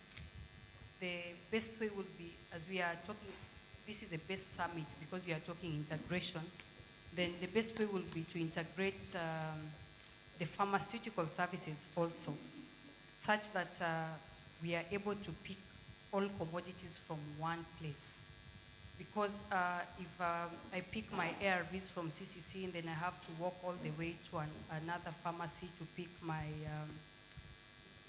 drugs for other comorbidities, there's normally a chance that I might forget to pick those drugs. And therefore, it will be, as we talk integration, even in terms of commodities, we should go the integration way. And then two, I'll just say that we need to optimize the access program that is offered by KEMSA. The counties need to leverage on that to be able to get cheaper drugs for comorbidities like hypertension and diabetes that are available with the access program, such that PLHIVs are able then to access these drugs at a cheaper price in these facilities rather than being sent away to go and get drugs from the pharmacies. But all this again depends with a deliberate move by the county governments to set aside funds to support such initiatives. That's what I'd say. Thank you very much, Sarafina and Dr. Kagwa. I think what is coming out, money is looking like a very important determinant factor for this conversation. So on to our second question. This is to you, Brian and Dr. Rumunyu. We just want to hear your voice around how can partnerships between government, donors, and other stakeholders be leveraged to improve commodity security and sustainability. Great, thanks, Val. To me, it's really about a perception that needs to change. I think, and the best example I can give is as the discussions around the Social Health Authority were coming in, we were trying to bring in discussions around HIV, and a lot of the folks in the room said, that's donor funded. We don't have to worry about that. And our response is, it's donor funded right now. That doesn't mean it's going to be next year or 5 years down the line, and we need to start thinking about that long-term sustainability so that we can work in a strategic way to make sure that any transfer that happens is done really strategically, and we want to work with you on that. Part of that is also really changing the idea of, I think we've floated the term country ownership for a long time. And quite often, as PEPFAR, that meant we still dictated what we wanted to do with PEPFAR money, and not just with PEPFAR money, but what the overall HIV response should be. And so I think changing that perception now and changing those terms to say country ownership actually means that Kenya owns the HIV response in a way that we haven't been able to say as a donor before. So I think, as we look at the sustainability roadmap and how we're pulling that together, it means government and community and everyone needs to really come together and pull that together with donors, but not with donors dictating what that should look like. And that way we can pull together a response that is much more Kenya-centric than what we have ever had before. And I think that having just this summit is really speaking to that, because it's really trying to identify how do we integrate the HIV response as we transition into the long term and make it sustainable. How do we integrate that into what the government really wants to do? I think there's also a role for CSOs, especially to play in that, to ensure that as we are kind of talking about what that new donor relationship looks like, that they're providing a voice to say this is what we want and this is what we need, in that to make sure that advocacy for affordable and available health products are there. Thank you. To you, Dr. Rumunyu. Yeah, maybe just to build on what Brian has said, I would want to imagine for partnership to work, we have to imagine that capital is like a bird looking for a tree to perch. And for that, you need a tree that is well rooted, And as we talk about NCD integration, then the first thing that we need to consolidate is to have high quality health information for NCDs and for HIV from across our partners. Right now, in the country, we run many clinics in the faith-based organizations, in government facilities, in teaching and referral hospitals. But we don't have a centralized, unified repository of that information for NCDs at national level, like the way we have for HIV care and treatment. So if you're talking about the number of clients we have having hypertension or having diabetes, do we have that information? And that information would be very key in informing partnership, because if you look at perhaps solutions that can come into place, we are talking about exploring the possibility of funding that is outcome-based. We are talking about possibility of attracting domestic manufacturing of commodities, but we need data to be able to make a business case. But we're also talking about a system which has procurement systems that are predictable, in the sense that if you're talking about the current scenario where counties would procure on their own for drugs for NCDs, it may be difficult to leverage on aggregating demand and putting resources, especially if you want to think about access programs like we've talked about, and ensuring that you are negotiating with a drug manufacturing company. Do we have data that can help us in that respect? But I would also want to say that we have innovative funding, like revolving funds that can be leveraged on. Again, if you want to set up a revolving fund, then you probably also need to have data. So we probably need to strengthen facility-wide Kenya EMR aggregation of data in preparation to come up with solutions that can really help us even in improving our forecasting and quantification at the national scale. Thank you very much, Dr. Rumunyu. I think what really stands out with what you said, we have rich data coming from our HIV service delivery points of care. However, for other disease areas, half of the time, because the client goes with a prescription written OS, nobody knows what is our demand. How many people need to be on diabetic treatment? If you're going to negotiate for a pooled procurement, where will we pull this data? I think that's food for thought, and as we'll discuss SI tomorrow, there are more questions around how a robust data system is required as well for commodity security. Dr. Mulwa, is local manufacturing a nice to have conversation? Is it the new kid on the block? I believe there's a lot of opportunities. Dr. Theory actually said we have sleeping potential. How can we as a country tap into these investments for local manufacturing to really have a commodity secure country, both for diagnostics and for treatment, because the span of HPTs is quite versatile? What are the quick wins that we can leverage on this? And this question, you'll start, and Brian will also support us in this, just to see what potential we have as a country and what are the best practices for us to move forward. Thank you very much. I think the issue of local manufacturing is an issue that has been subject of discussion for the last maybe 10 or so years, maybe 12 years. I think while I was in the ministry, we had such discussions.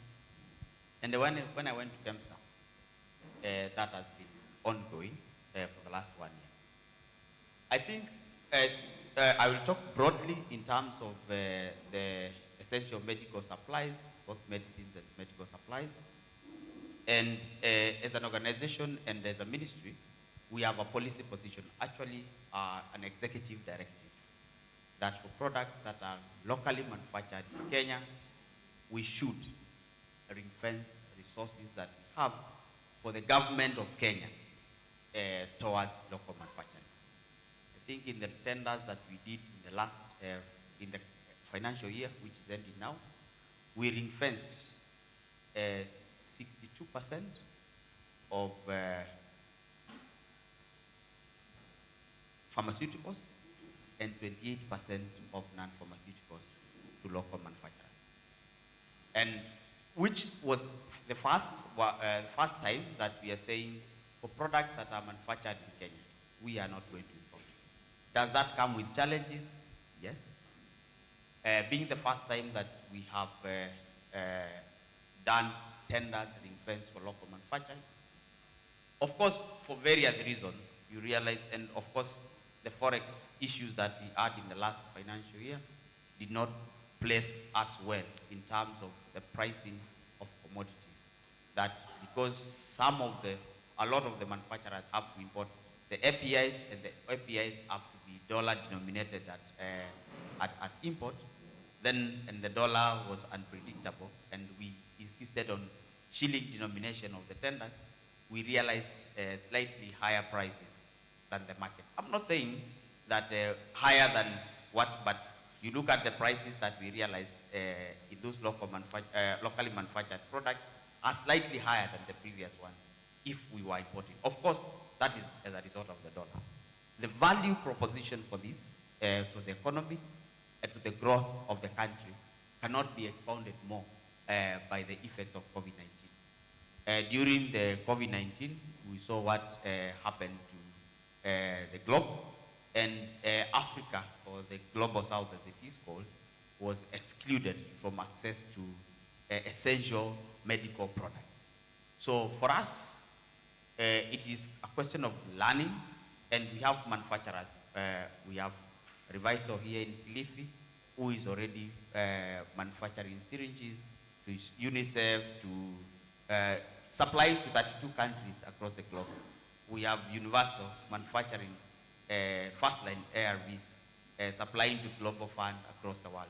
So these are initiatives that we need to support. What we need to have conversation is, and Brian talked about financing, domestic financing. We must start getting ready as a country to take charge of our commodity security. And that can only happen when we have country systems, so that we have the Global Fund, we have the USAID that supports us in acquisition of this product. Can we have a pooling mechanism so that we know the quantities that Dr. Ibuki has shown us, that we need this amount of TLD? Can we go to Universal and negotiate with Universal, all of us, and say, regardless of who is financing, these are the quantities of TLD that we require in the year, and this has been the price when you're buying from Global Fund, when you're buying from KEMSA, when we are buying from USAID. Can we negotiate a competitive price that we guarantee you the volume, you guarantee us the products that are quality? If we do that, we'll be supporting both the local manufacturing and getting value for money, and also solving my problems. Because KEMSA's problem has always been procurement and everything.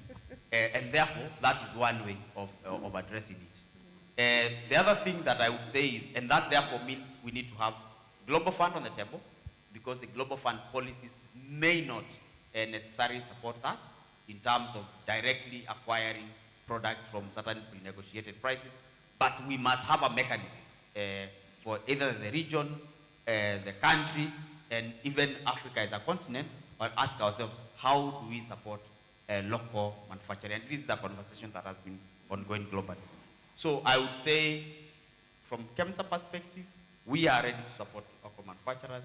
We have made efforts to support local manufacturers.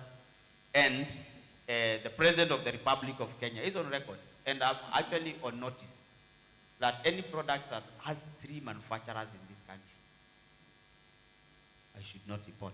And I should write to KRA and tell them they should not allow import, even for the private sector. And that is a policy position, that's a directive that is already in policy position. That for products that has at least 3 manufacturers in the country, we have no business export such products in the country. Thank you very much, Dr. Mulwa. Brian, please go ahead. It's always difficult to follow Dr. Mulwa, so I will say, on this issue, this is one that Ambassador Nkengasong from GHSD has really taken to heart and has really pushed a few countries to take a look and see how we can build regional manufacturing. And he really does see Kenya as one of the prime candidates within Africa to be able to take this role on. We were very happy during the state visit to be able to highlight Revital's new test kit that they've developed. Not on the market yet, but hopefully pre-qualification will come in the coming year. But I do think it's one that the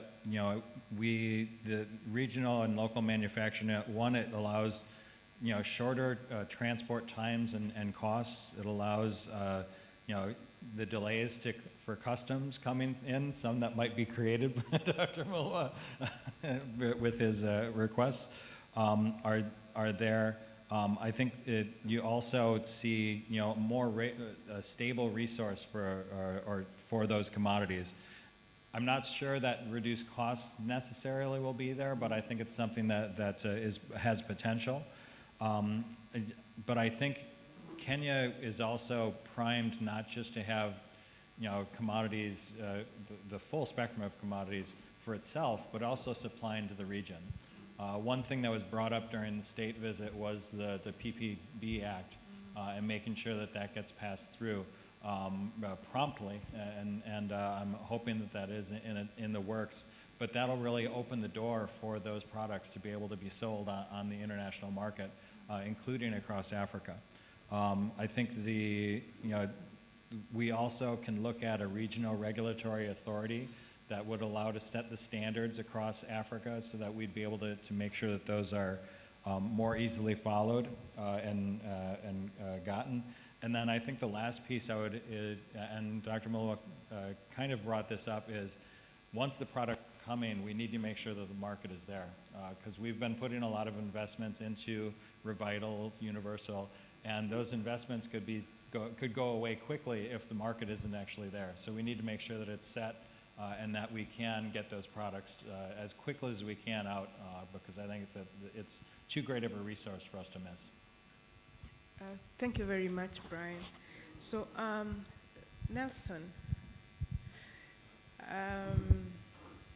your reflections around local manufacturing. As a recipient of CARE, what does this mean or reflect for you, and what is really important for us to follow through as we pursue the agenda of local manufacturing?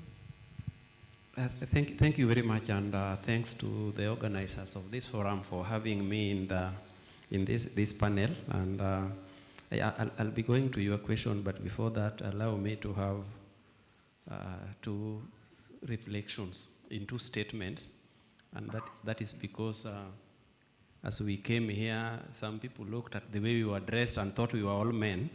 And thank you, Dr. Sarafina. But the point is, the point is that we are in the HIV space. So never look the way we are dressed and conclude these are all men. Yeah, so the other point, the other point really is, I now know why I was part of this panel, because then I was not going to have an opportunity to comment on Dr. Imbuki's presentation. But just very quickly to say that, from yesterday, from morning, we've been talking about integration, but this presentation is still purely HIV.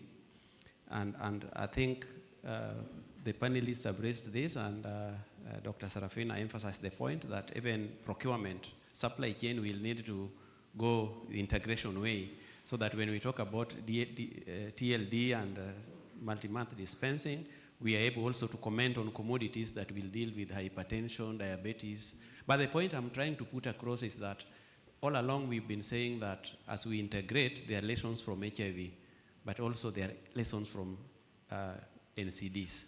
And the lesson is, for those who have hypertension, for example, they are managing very well without going to health facilities.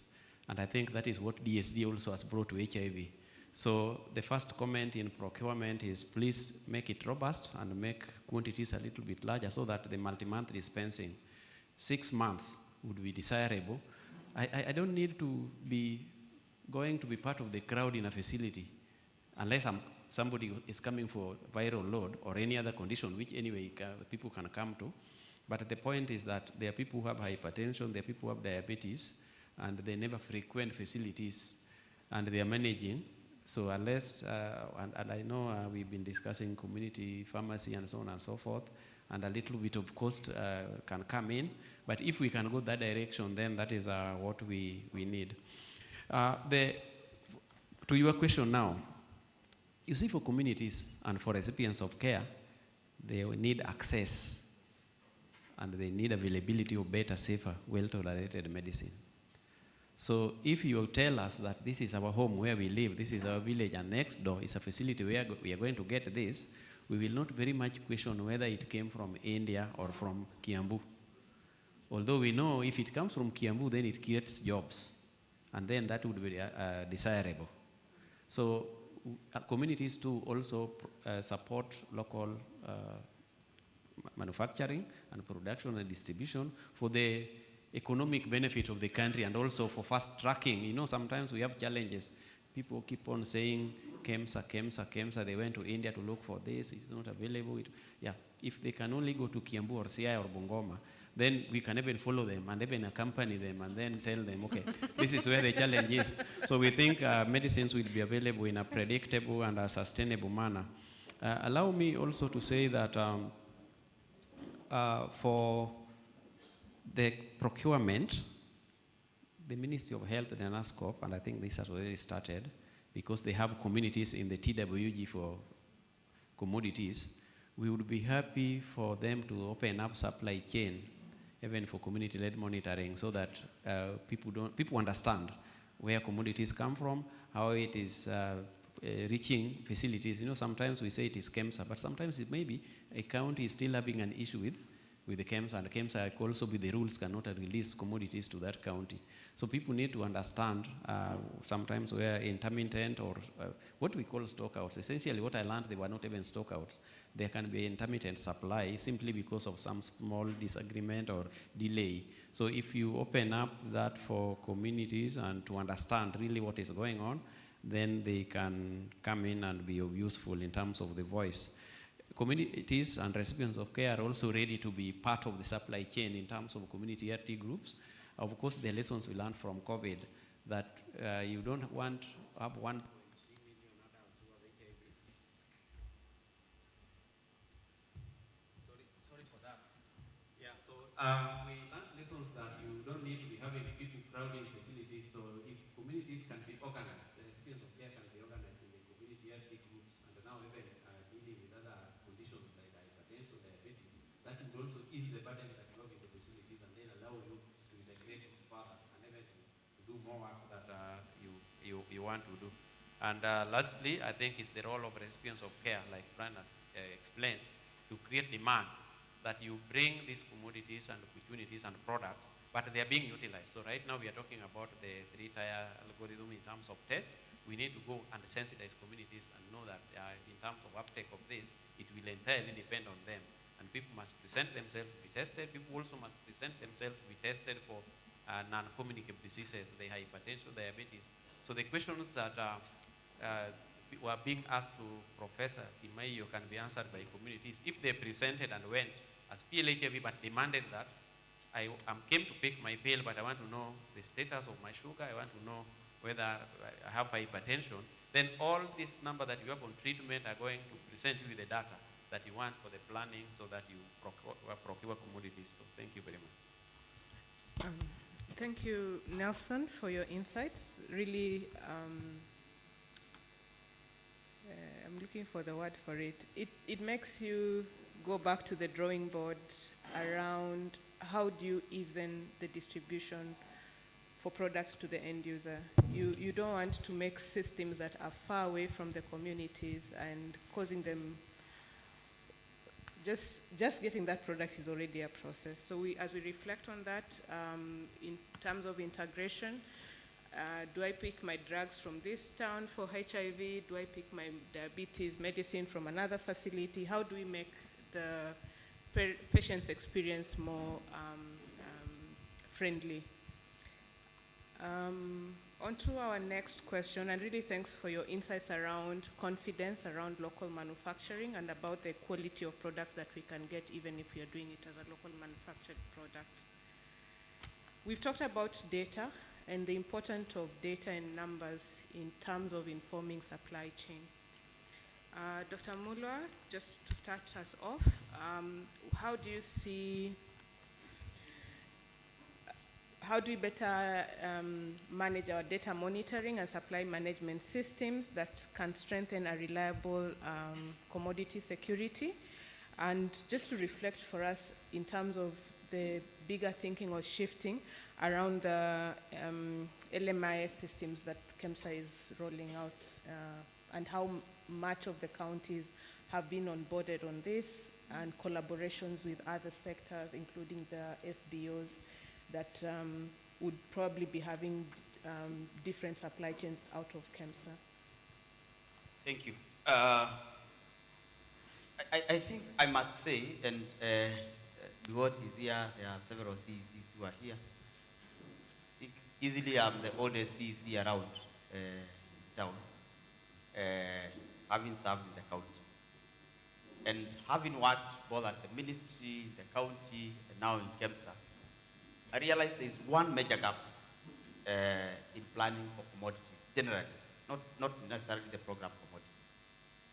And if we are able to crack the issue of forecast, the forecast is translated into resources, and the resources are translated to a budget, and the budget is translated to an appropriation, we would have solved 80% of the supply chain problems that we have in the country. Because, and as has been said, it is in not once, not two occasions that I get calls from the media, from communities, we are short, we are out of stock of this product. And I have 8 months of stock in the warehouse. I mean, you see, to the citizen in that particular county, in the facility, that they have not gotten the product that they really need, to them, it's out of stock. To me, I have 8 months of stock. Whether I have 2 years of stock, to them, it doesn't matter.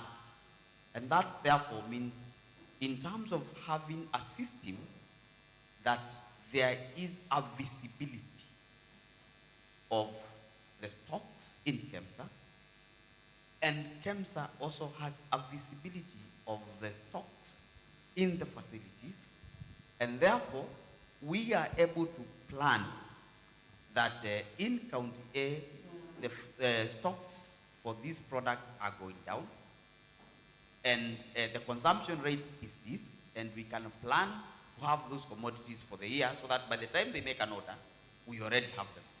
We will always have this problem. And this is a big conversation that I think goes beyond all of us seated here, because it requires the legislators, requires the top county executives, requires the county treasuries, requires the national treasury to be on the table so that we agree what are our needs. Because as long as we don't plan for the HPTs in this country, doesn't matter how much, Dr. Ibuki, you know about HPTs and availability and what the program requires, as long as you have a 78 million deficit, it means you will be short of those products at a particular time in the year.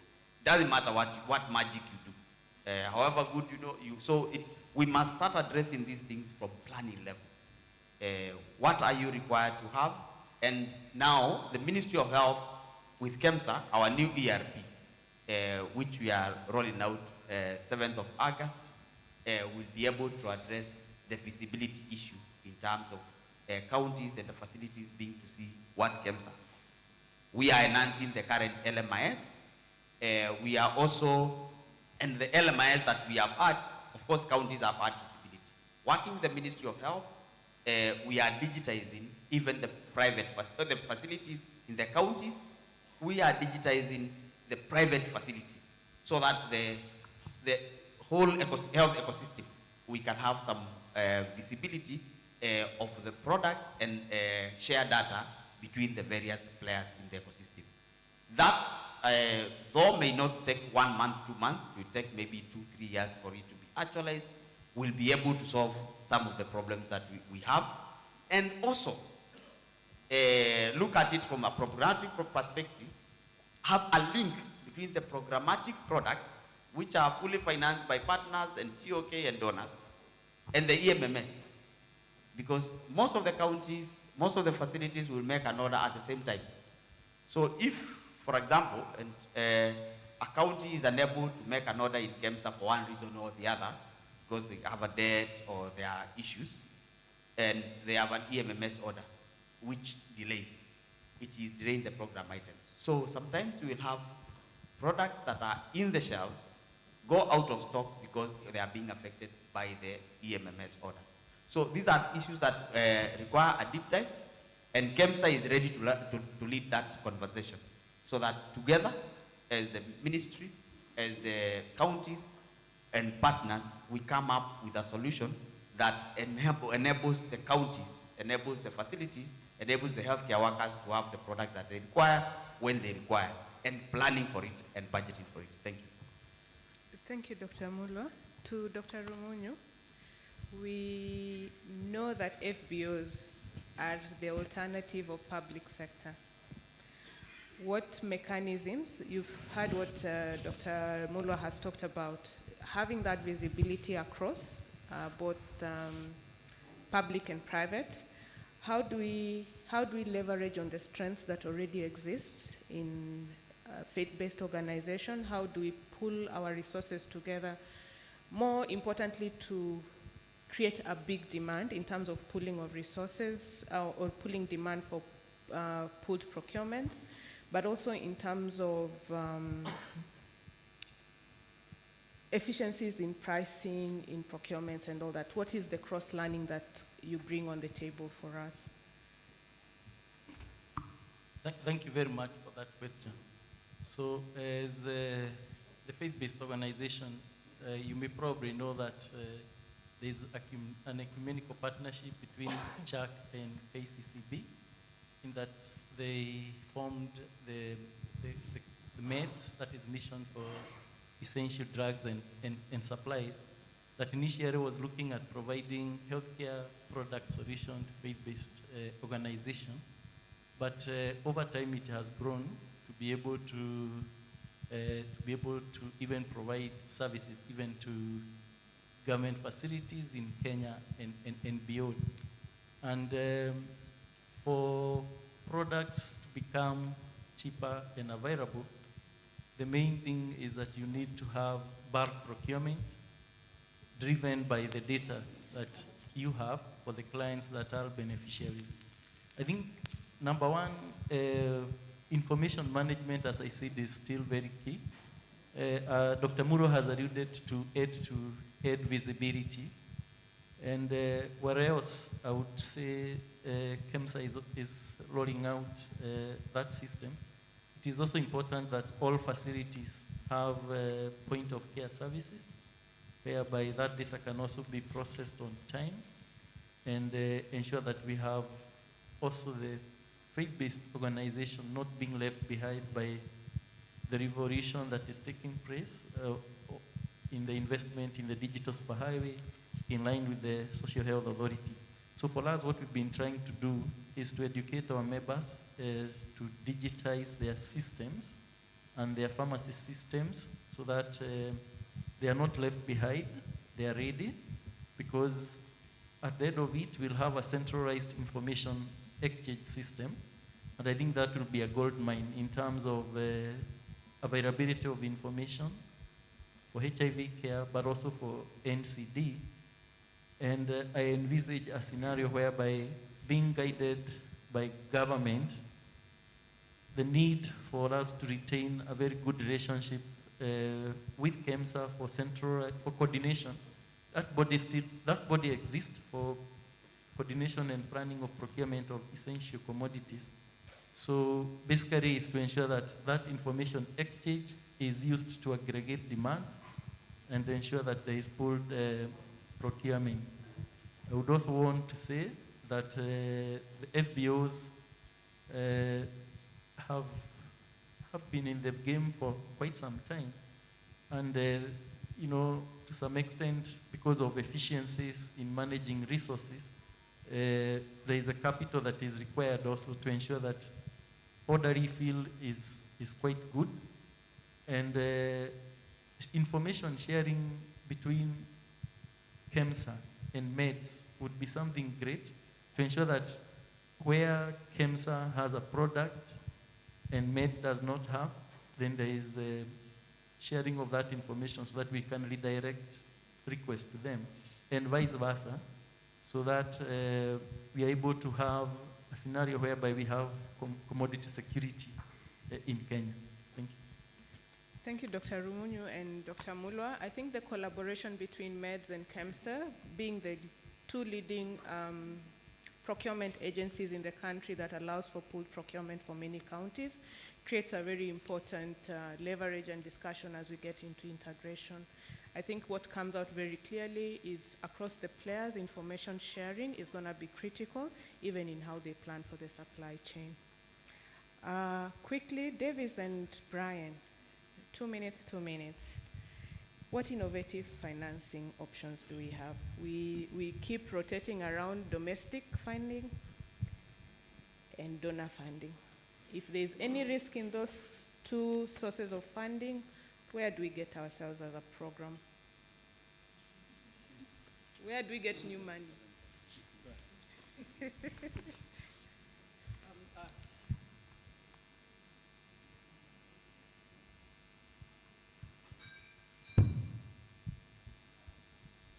I'm just wondering how to, if it's not government and it's not donor, what else can be done? But my reflection to this is that at least almost all of us have used a painkiller. If you walk here in the street, you probably will easily find a paracetamol at Dr. Mulwa's store, which is probably public funded or donor funded or funded by someone. But also if you have your 20 shillings, you can get a pair of it. So again, coming to this reflection on private sector alternative, and I know now we have a private sector engagement framework, 3 things have been running through my head, Chair. One is there's innovation around funding, there's innovation around procurement, and there's innovation around payment. The way I would address this question around funding, for me, I would go back to what I would consider payment rather than funding. If today we were to collect all the money through shift system and stuff, some of those externalities, because you're talking about integration, there's many conditions today. Like if you look at NASCOP's AHD program, touches on so many other conditions beyond HIV itself, for which shift can take, for which even private insurance can begin to consume. So then how do we create efficiencies around not funding from just putting money in an aggregate pot, but thinking about options available for paying for that option? I have always thought that, for instance, if you are to think about your 20 to 60,000 drug-resistant tests you may require before you switch your DTG, you probably would require to either purchase inside an insurance for which someone can be able to pay or ask for pay for service, rather than going through the normal process of procurement. For bulk commodities like TLDs and stuff, for which those ones would have to still think about the mechanism. So for us, the way to sequence that question, to think about the alternatives, I'll be honest, I don't have direct answers to it, but I always keep thinking that if you're to think about funding for what is bulk, then you have to think about procurement for the bulk items. They can still be addressed within the bulk system, and others that are smaller, then we can be able to think about the pool system. And then now you come to what I was calling payment options. If today you decide, for instance, a diagnostics, I will not care about bundles, because for you to offer one test, you probably have to collect consumables and many other items beyond the reagent itself that makes it very difficult.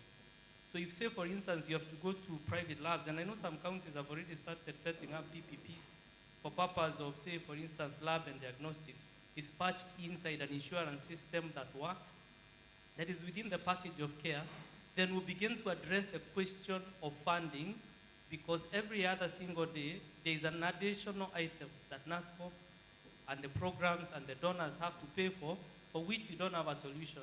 Yet, it could be paid from somewhere else without necessarily the need for us as a program to first collect the funds. Thanks, Davis. Brian, please go ahead. Again, hard to follow. But I do think, you know, and I might get a few dirty looks from on the other side of the panel here.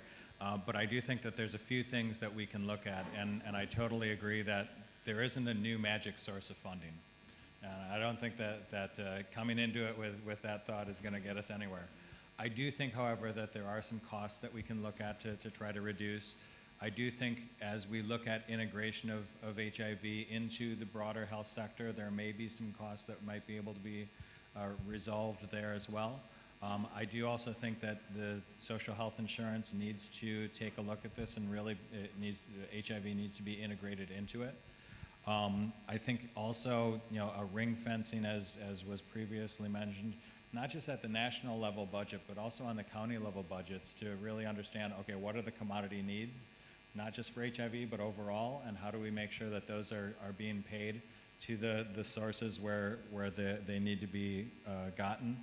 Now the controversial ones are reducing or eliminating monopolies in the system, and trying to really let market sources or market forces dictate the prices of things is going to be helpful in that regard. And then I think also producing when we do the quantification, if every year we come forward and say we're at a deficit of 70 million or 100 million, then, you know, year after year, we're not at a deficit. We just aren't programming for those things, and we're prioritizing other things. And so let's develop a budget that's actually realistic. And when you have a realistic budget that doesn't say that there's always a deficit, people are more willing to look at it. So I think that that's something that we always have to come forward and say, this is what we really need. Otherwise, you're not going to get a realistic look at it. Dr. Kagwa, in terms of county, you mentioned around county budgeting cycles and plans. I think for the longest time it has been a default. Commodities is a national program issue. In the conversation we have seen decline of essential diagnostics. They're not necessarily specialized HIV-related commodities. What opportunities does exist in terms of changing the narrative in the county to support some of these lab diagnostics, biochemistry, and the opportunities even with the past NHIF and shifting forward towards SHIF?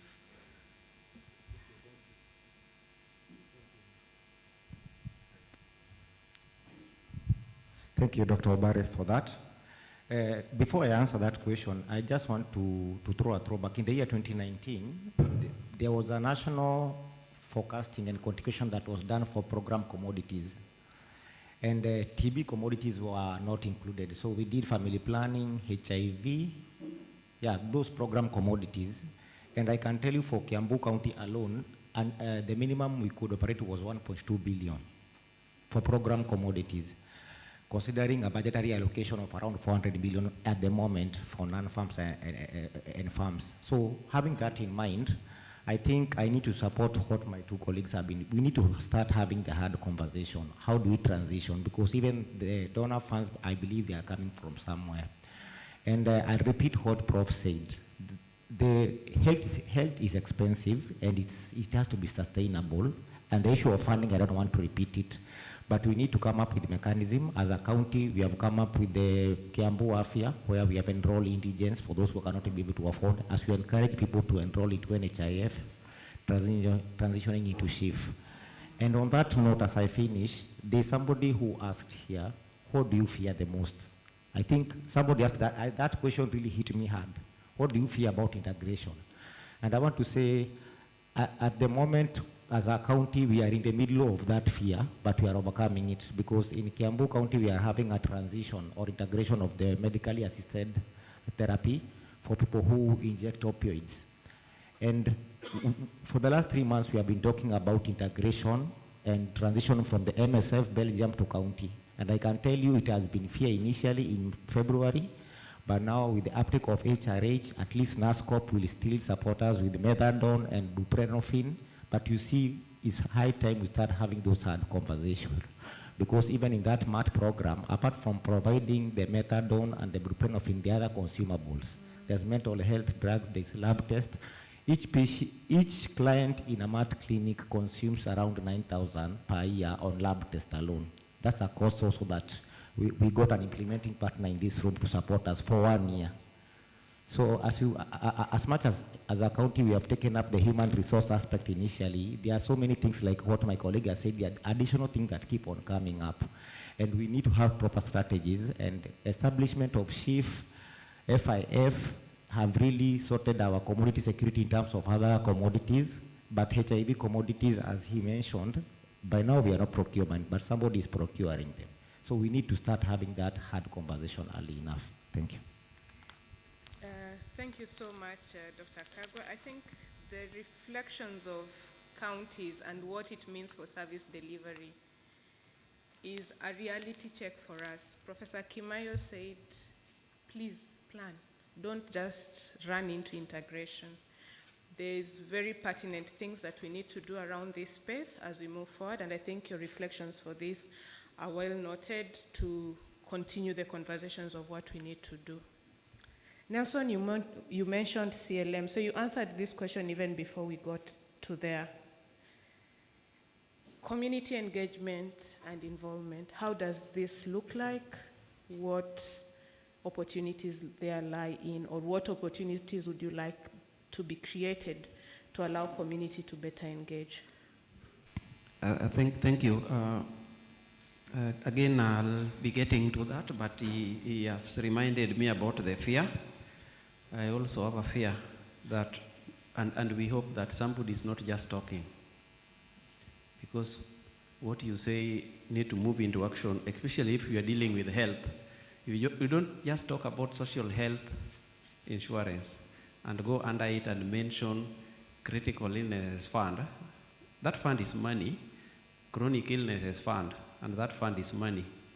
Because the question we are getting into is where is the money for integration? And if HIV cannot get into social health insurance fund, then I think integration is dead on arrival. So we need to get back to the conversation of social health insurance fund and the two funds, and see and acknowledge what HIV for what it is. HIV is a long-term medical condition. It's a chronic illness. Before we talk about PEPFAR and Global Fund, chronic illness need money. Now, on your part, I already talked about community-led monitoring. I think your people who have resources have been capacitated and they understand, and therefore they can be critically be placed in the space of integration and also in the HIV, and then generate data from the community to also inform decision making, including how healthcare workers are handling issues that matter to them. So with that, keep on seeing a sign that time is up. I just want to emphasize that we need communities to be resourced, to be capacitated, and to be empowered to be able to generate data that is useful to counties and health facilities. Thank you. I've been told time is up and I'm going to respect the chair of the day. There's a question around what will we do in global crises or threats. When you walk around during tea time, these eminent people, just ask them, if there was ever a COVID, I'll give you that one question. If there's ever a COVID again, if there was ever a change in the global dynamics, what would that mean? That was the only question we couldn't get to as a panel. You can see I had a very big, powerful panel, and they have done quite a good justice to the topic. Barbara, I cannot not give Dr. Rose a chance to speak.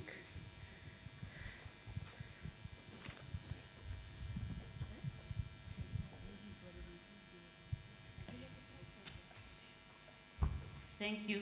I actually was raising my hand on behalf of the chair of the CCs. He asked me a question, and I told him that is what you need to ask. But Tatari, you can ask the question. I should help, looks like. No, it's all right. Thank you. At least I have a chance. It's a quick question. Aside from the detailed discussion that we are having, which is good, what sets us, the two systems, apart? The last time I heard we had a problem with ARVs was when we had an issue with customs and such. Simple as that. Probably once in 5 years we had a major concern about supply for ARVs. And then the others, we have a problem. What is it? What is that makes the difference? Is it just the money? There could be other things. If we sort money to emergency care fund, for example, so that we have the money, is that enough? Or there could be a few things here that we must fix? Thank you. So I felt these eminent people should not leave because he asked me, Daktari, is it just a money issue? What makes ARV stick to the lowest facility? I think I'll attempt. And I'll attempt because I have been in the three spaces, the policy space, the county space, and now in the hot seat. The fact is we have a major planning problem. I would call it that. And what the programs have done is there has been a deliberate effort to plan. If you ask Dr. Imbuki, he can make a presentation and say, our focus for the next financial year is this 220 million USD for HIV program. Let me ask a simple question. What is the plan for amoxicillin in this country? I don't know, you don't know. What is the plan for antihypertensives in this country? You don't know, I don't know. Because, and I mentioned this, we have this integrated planning cycle. And when the planning actually happens, because I know there is a lot of technical focusing and quantification of products that happens in the counties, it does not translate into money. Because if it does not translate into a budget, then it means, as KEMSA, I can't buy because I only buy for the county. So I have to look at the consolidation of what are the county HBT budgets like. I work with 85% of it, I expect. And that is the fiscal space that I am given by Treasury. So if the counties don't make the budgets for it, KEMSA will never have it. And if KEMSA, and this is a space that I've been asking myself. Today, I am given a fiscal space for purchase of EMMS, for example, of about 8 billion or thereabout in a year. From my estimation and the last focusing and quantification that you talked about, for EMMS for the country was coming to 14.2 billion. That means even as I begin, I am short 40%. And that's the space that I have. So how do we make sure that if indeed the budget for HPT, the requirement for HPTs is 15 billion, we get that fiscal space, and the counties create that fiscal space and a budget for the same. That will solve our problems one and for all. Yeah, thank you. At least I have a chance now to speak. So your question on is it just the money? The answer is no. And is money important? The answer is yes, and I'll tell you why. When I was projecting, I showed our plan. PEFA is giving this global fund government. In case of any shifts, for example, based on the budget that was read, in case our projection of 3.2 billion, we do not get 3.2 billion. It means that translates into a deficit somewhere.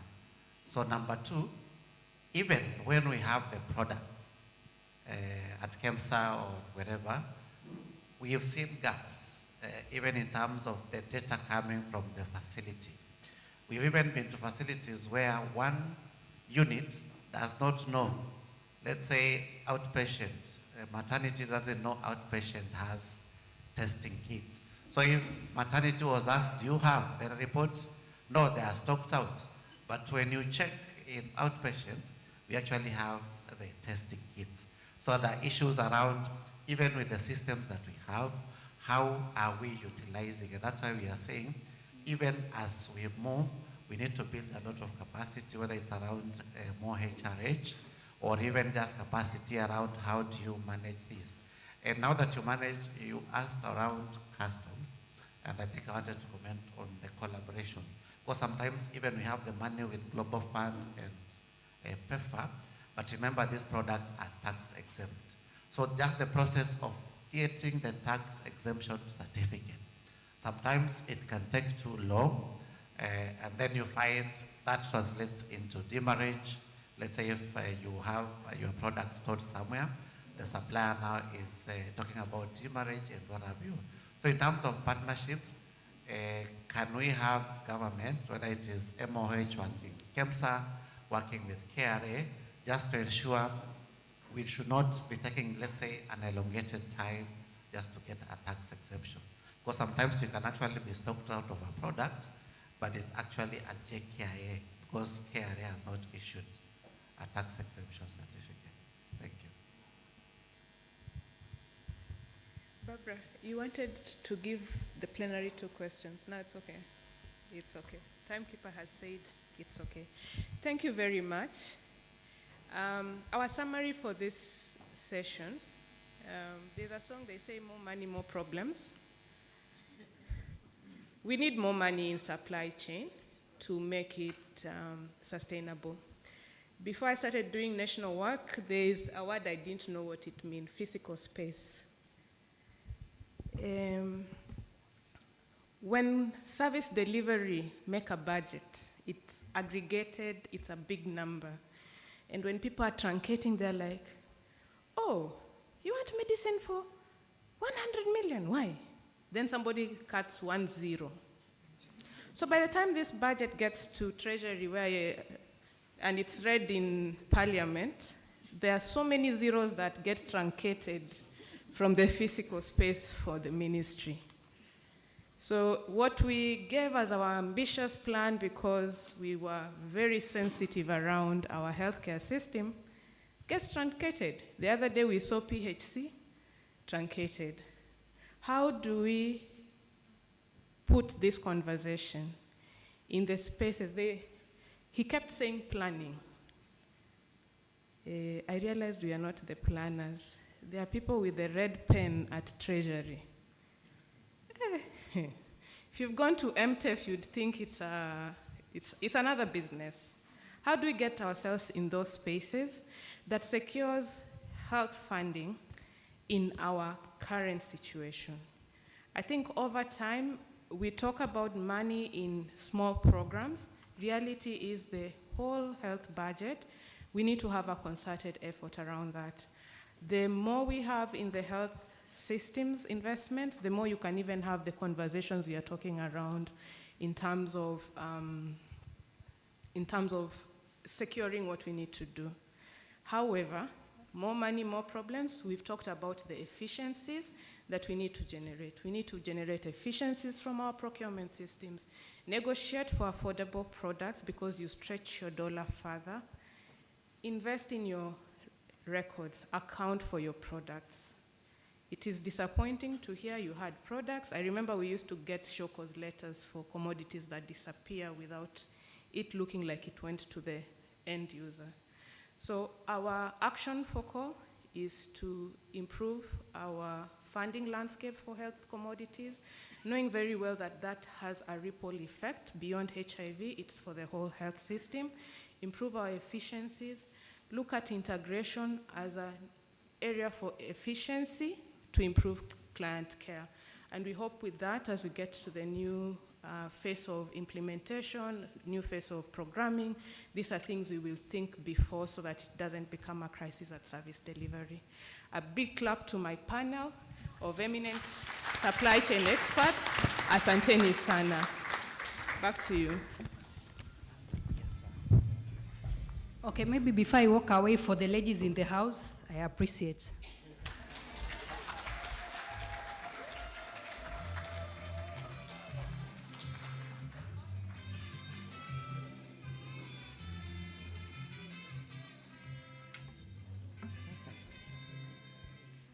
Okay. We have come to the end of the day, and I must say we have tried our best to keep time. We didn't really have a spillover except for, I think, the talking walls, which we'll still encourage you to look at. And tomorrow at some point, we are going to find time to include it so that we can go through with the people who have put up the posters and you can get to understand where they're coming from. So, end of day 2. I would like to thank, I think, first of all, the weather gods. Because it has rained, people have kind of had to sit indoors and listen to us throughout. So we will, they have, yeah. I'd also like to thank the panelists. When I say the group, you clap once. Okay. The panelists and the panels, I think they did a tremendous job bringing out what the key issues were. We were hoping that we'll have more chance for interaction, but remember, they're not leaving. They're still with us. You're able to ask them questions when you see them. All the speakers of the day, yes, tremendous job trying to explain to us what integration for service delivery and health services will look like, especially if we need, at the very minimum, a partially functioning integrated system for us to be able to realize what we're talking about. Daktari Online and Kayamba Africa, they have made sure the systems are working, the microphones are working, and kept us moving and energized throughout the day. Kim, is Kim still here? Yes, our IT support, making sure that, oh, sorry, Kim, for making sure that all the presentations are pulled up and we're able to follow what is being said. Justo, our energizer for the day.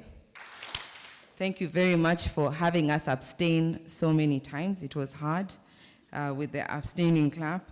Our timekeeper, Jack Nyaliech. All the speakers were avoiding looking at him. I saw it. He's waving his luminous sign, and they're looking everywhere else except for Jack. But thank you so much for at least keeping us within time. And finally, yourselves, for being an amazing audience. You have made my job very easy. And with that, I would like to close the day. We're going to start tomorrow with day 3. We'll have Jonah, who's going to take over the chairing duties.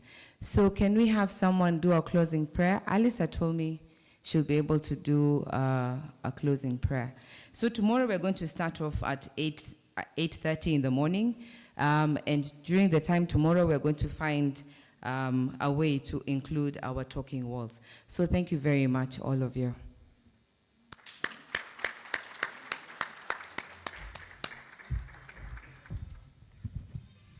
Good evening. Let us be upstanding for our closing prayer.